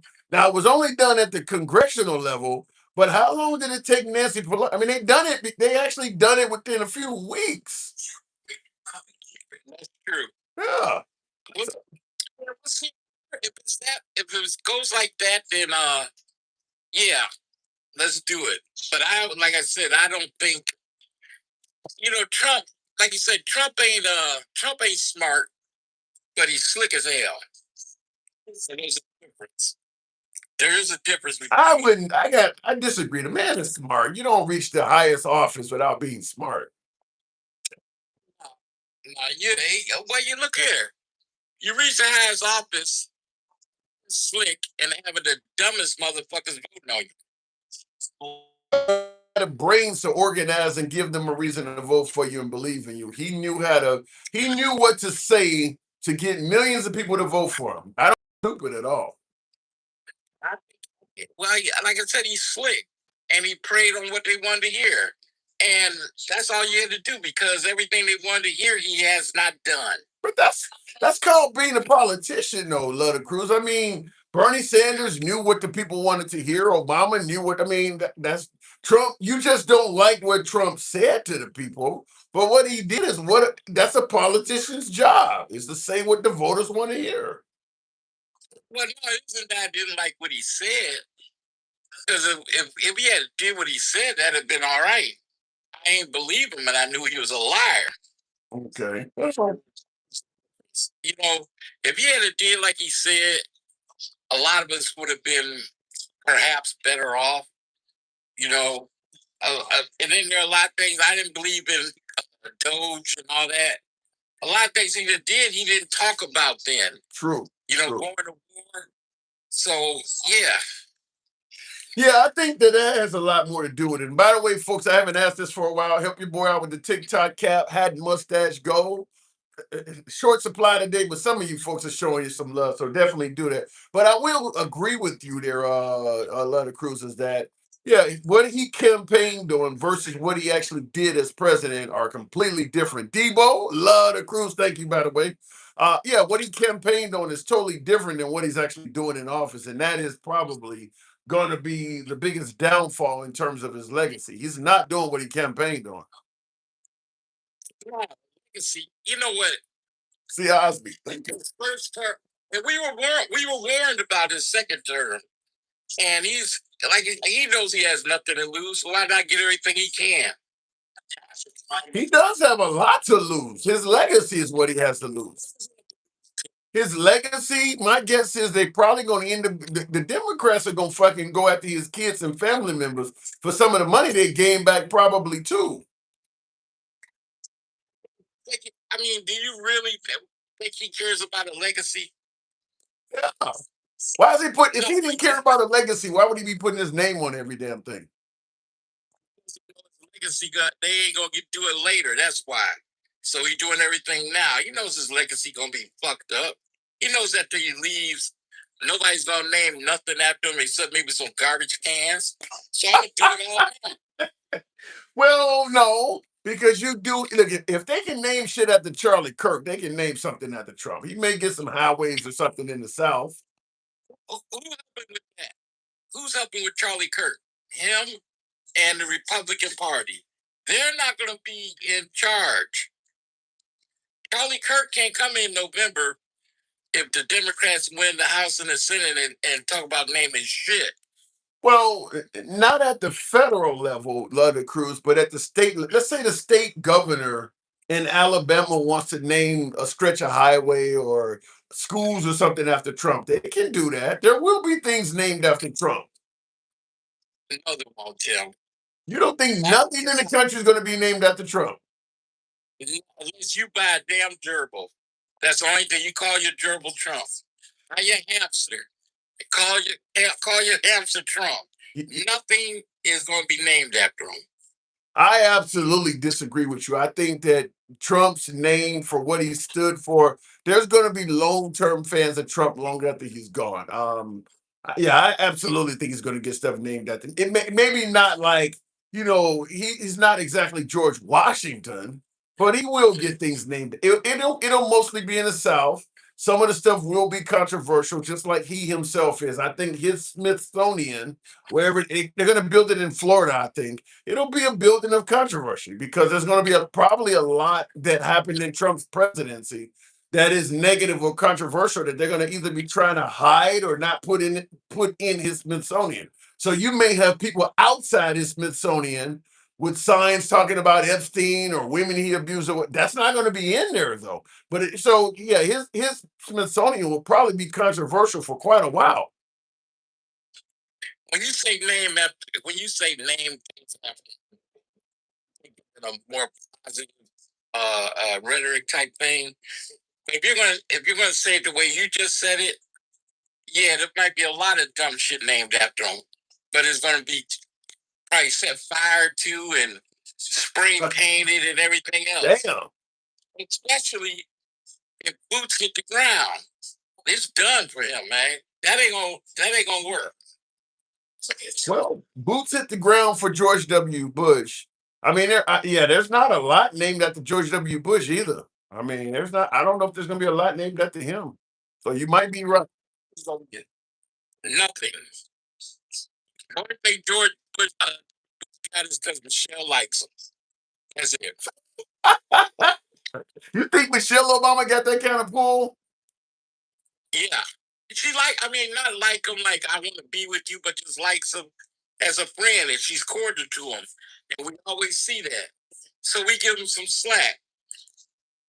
Nothing happening that way with Trump, man. Well, I don't know. I think, like I said, I think there will always be a movement to support the guy just because of the type of I don't know. I don't want to. I mean, the type of message that he preached, the anti-trans stuff. I mean, there's a lot of people who agree with that stuff. So I think there will be a certain audience. The MAGA hat will be around forever. So I think there's a certain group of people that will like Trump that will certainly promote. And I listened to you might know this guy, Amy L. Sounds familiar. He's a mega guy, and I was just went into his room for a minute. Man, they are fighting like crazy in there. They are fighting like, hey, they are gangster grandma times two. Oh my, that's some real fighting. If you ever go in there, man, get a chance, go in there. Is he black MAGA? Yeah. You'll eat your ass up because I got ate up. I went on the panel and I brought your name up. You know, I love going. I prefer going into MAGA rooms as opposed to liberal rooms. But the problem is exactly what you just stated. It's usually me taking on a half dozen people. They're talking all over you. They're cussing you out. It's not civilized. So I don't mind going there, but I don't mind. I'm a glutton for punishment. But if it's just you guys talking and I'm not talking. There's only so much of that I can take. You're just sitting there and they're just all cussing you out, calling you stupid. So that's what makes me leave. Yeah, it's like 8 people in there and on the panel, and it was pretty rough. Mm.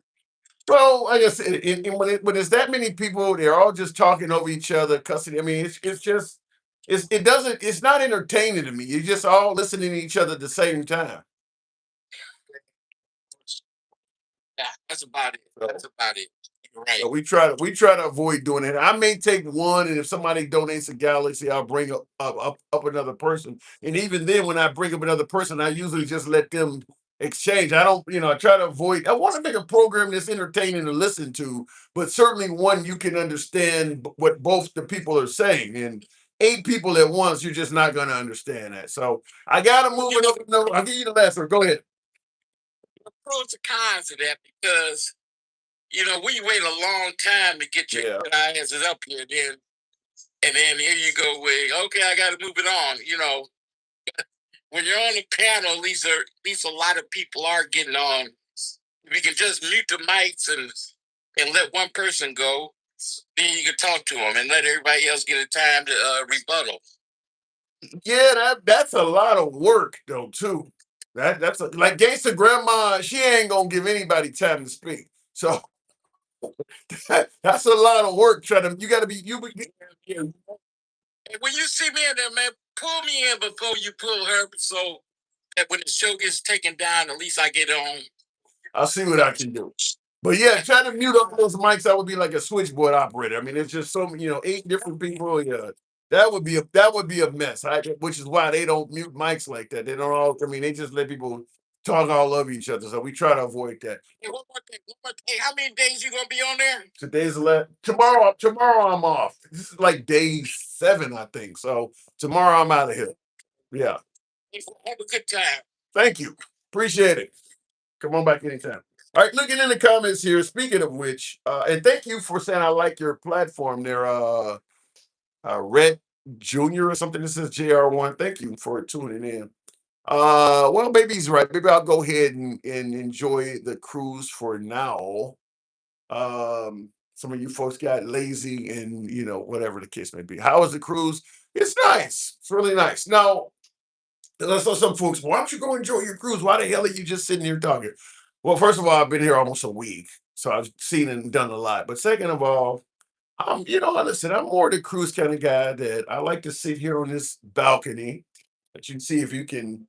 This is what the balcony looks like. I'm kind of sitting here. You see one more recliner there, and actually, I got a bunch of shit set up to make this, but I got a whole table.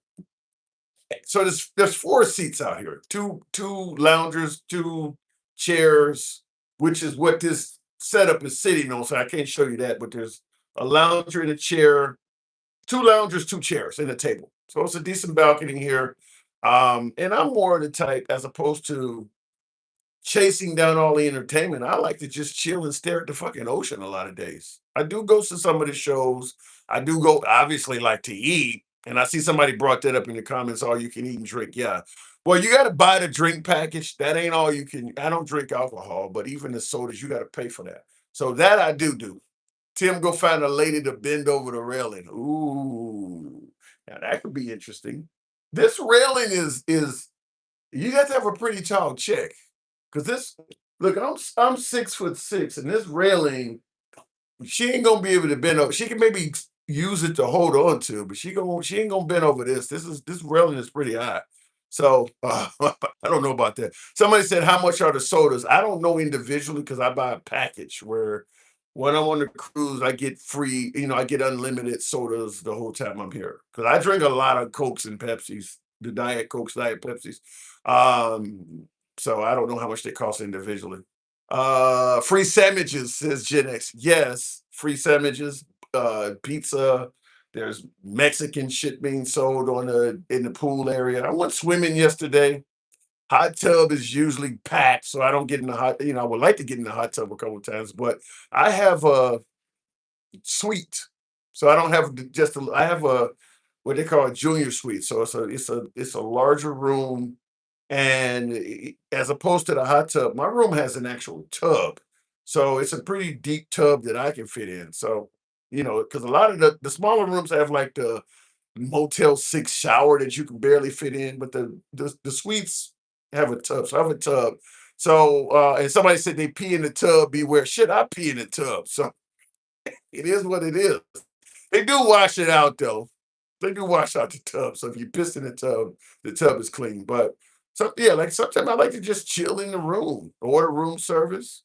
I can slide open the balcony door, get the fresh air coming through, and stare off at the ocean. So sometimes I do that. I have, then sometimes I'll go on deck, but even then, when I go on deck, I go to the front or the back of the ship where it's still quieter. I just don't like all of the hustle and bustle and shit like that. I got enough of you motherfuckers online for that. So what I come to you folks for. That's my hustle and bustle. So I'll go there and do it like that. When I cruise, I always get a suite. I cannot be in a small room.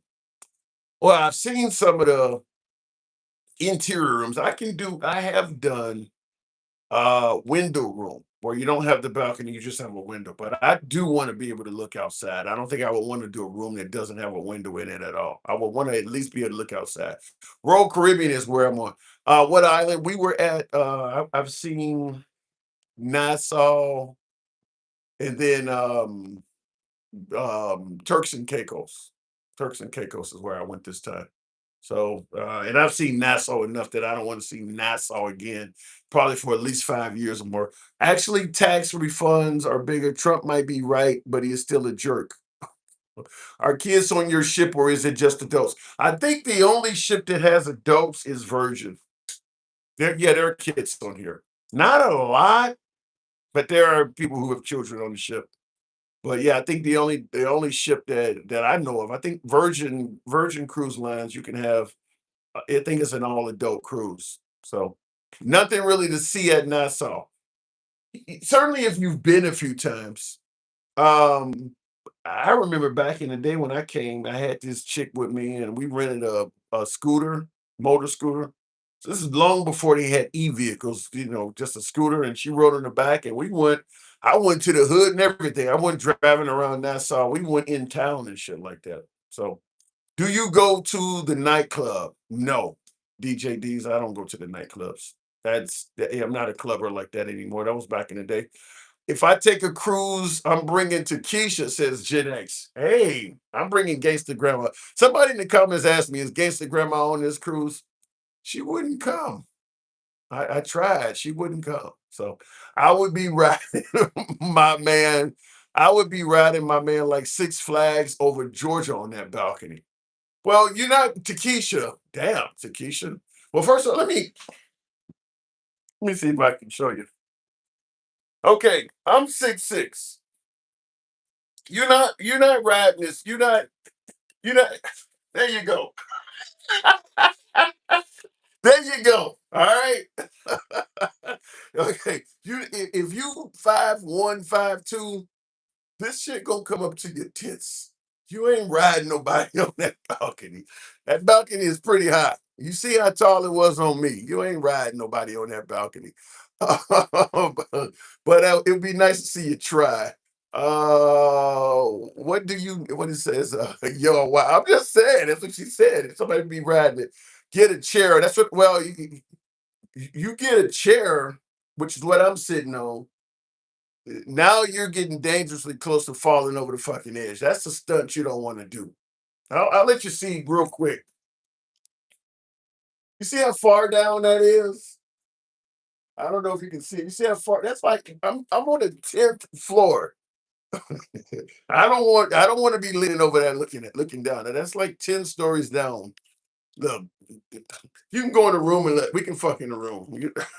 I ain't trying to lose your ass trying to get some pussy. I ain't trying to do that. Look, we can come out here at night and make something happen on one of these loungers or some shit like that. But I ain't trying to lose you overboard and shit because I was trying to tap that ass. That ain't what we're trying to do. We don't want that. You guys asking some crazy questions. Is it pitch black out there too? Yeah. At night it is exactly, yeah, at nighttime. When you come on the balcony, yes, it is completely dark, especially if there's nothing out there. Occasionally you might see a light from one of the ships that's way out there, but usually at night it's pitch black, completely dark.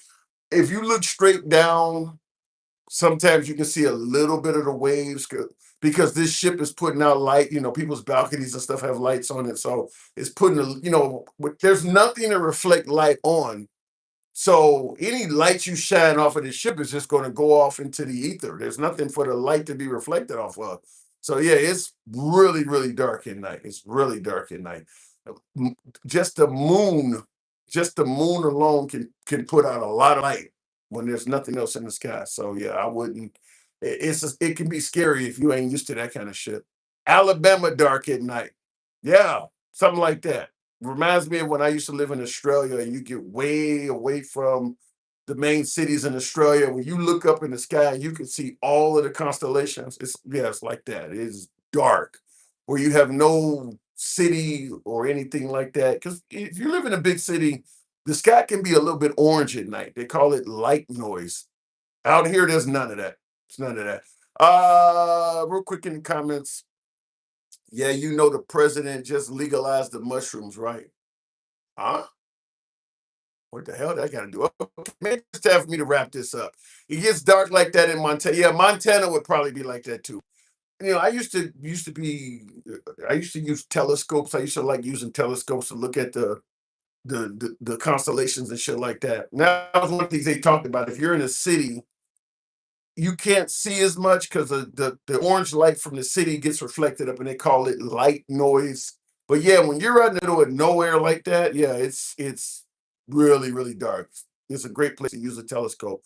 When you're so far out, there are not any birds. There's no nothing, no bugs, no birds, nothing out here. There's nothing. when you're this far out. Ain't nothing flying out here. I actually can now see some islands. I can see land out there in the distance. You can just see like the earth, the surface is not straight flat. I can see like I don't know if it's mountains or probably not mountains, but just enough rays to tell there's some land out there. I'd have to go on my Google Maps or something and tell what's out there. But there is something out there. You probably can't see it in the monitor, but there's something out there. And by the way, somebody in the comments said you just discovered new land. Rod is the greatest. Crazy thing is, we've going on these tours and you read shit. I didn't know Christopher Columbus was fucking up all these places too. Both Nassau and Turks and Caicos are citing 1492, the year that Christopher Columbus allegedly discovered America. He was down there doing shit too. Same stuff. You don't hear about that much in American schools, but he was there doing the same shit, going to the islands, doing all that same shit. Christopher Columbus. So he was apparently bouncing around on all these islands. But I'm like, damn, I'm in Turks and Caicos, hundreds of miles away, and they talking about Christopher Columbus down there. Wow, crazy. Legalize. You talking about Trump legalizing drugs? I haven't heard of that. Have not heard of that. But yeah, they definitely talked about that. But yeah, he defiled quite a few places, spreading diseases. Yeah, yeah. Christopher Columbus should have been probably shot on sight. he went or bow and arrow, whatever they had back in those days. He should have been. He destroyed and hurt a lot of places, and all for I suppose financial gain. Christopher Columbus basically discovered a lot of Caribbean ocean, a lot of the Caribbean. Yeah, he didn't. Yeah, he didn't discover it because it was already. He found it. He found it, or I guess he discovered it for Mother England. But the people when he discovered it, the people that were there, they already knew it existed. So you ain't discovered shit. We've been here already. You discovered it for your people. And it's just amazing at how no, somebody asked me, did I take a MAGA hat with me? No, I don't think a MAGA hat would be popular on this ship. I don't think it would be popular on this ship. I just don't. So it's a diverse environment. Um, More white than black, more black than white. I don't know. I definitely believe that African Americans on this ship are more greatly represented than they are in the population. It's only 13%. I think America's like 13% African American. There's more than 13% of them on this ship. But there's also plenty of white people here too. So um go figure. But I don't, yeah, the MAGA hat would not do well on this ship. And keep in mind, there's a lot of white people that don't like MAGA as well. So you just don't know. I wouldn't walk around with a MAGA hat on this ship. It would probably not be popular. You go to the buffet and you got half your plate on the table. You want to go get some more food. Come back, there's a big hawk of spit sitting on top of your potatoes. Who did that? I wouldn't wear the MAGA hat. I'd wear my MAGA hat on a Carnival cruise since Gen X. Yeah, and you'd be on World Star. 4 or 5 Negroes beating your ass. That wouldn't go well. You wear a MAGA hat on a Carnival cruise line, you might as well just start calling them all the N word because that's what they're going to think you're thinking. Yeah, that wouldn't go very well. You'd have all kinds of buffet samples on your shirt. Like, damn, did you actually get laid out in the buffet or did you eat it? All you fucking mashed potatoes on your front and pop on your back. That wouldn't go well at all. Don't do that. I would highly disadvise doing that. A lot of people lost their business and farms that were MAGA. True, true. Anyway, I'll go ahead and wrap it up. Leave a like, dude, come back a black. Yeah, that wouldn't go well. Like I said, I'm starting to encounter more and more, particularly white people, that are not happy with Trump. I still haven't had a lot of black MAGA, but a lot of white people are starting to be anti-MAGA. I mean, look, I think it's fairly simple. If you look at what Trump promised as a presidential candidate and just ask MAGA supporters, let's say you go through 10, 15 of Trump's campaign promises, lay them all out. And then you just ask MAGA, did he do that one? How's he doing on that one? What about this? What about number 8? It ain't a lot there. It's not a lot there. Now you can celebrate Iran needed to be invaded, or was glad to take Maduro out because he helped the Venezuelan citizen. He didn't campaign on none of that stuff. He didn't campaign on that. He didn't campaign on regime change in Iran or taking over Greenland. I know MAGA has said Greenland would be a great acquisition for America's tactical advantage, but that ain't what he campaigned on. He didn't campaign on any of that stuff. So if you list what he campaigned on, which is what led people to vote for him, he's not measuring up to any of that stuff. Most of other than the border and probably the LGBTQ stuff, which those things he is doing. He is doing what he can to protect the border and get out illegal immigrants and to get men out of women's sports for whatever that's worth. But the rest of that shit, he's kind of went the opposite of that. How many folks really believe he's draining the swamp? Do you really see that happening right now? So I don't think it's good. I don't think that's keeping MAGA happy at all because he's doing kind of the opposite of what he campaigned on. He campaigned on releasing the list and said it was a Democrat hoax. There's another one. He also said stop talking about Epstein after he became president. So I'll leave it at that, folks. I do appreciate you folks tuning in. Next time you see me, I will be back in the normal setting. So this has come to an end. You ever had that, when you leave vacation, you know how that feels? I gotta deal with that shit tomorrow. Sucks. When the vacation is over, I gotta be back at work. All of this shit, the daily grind.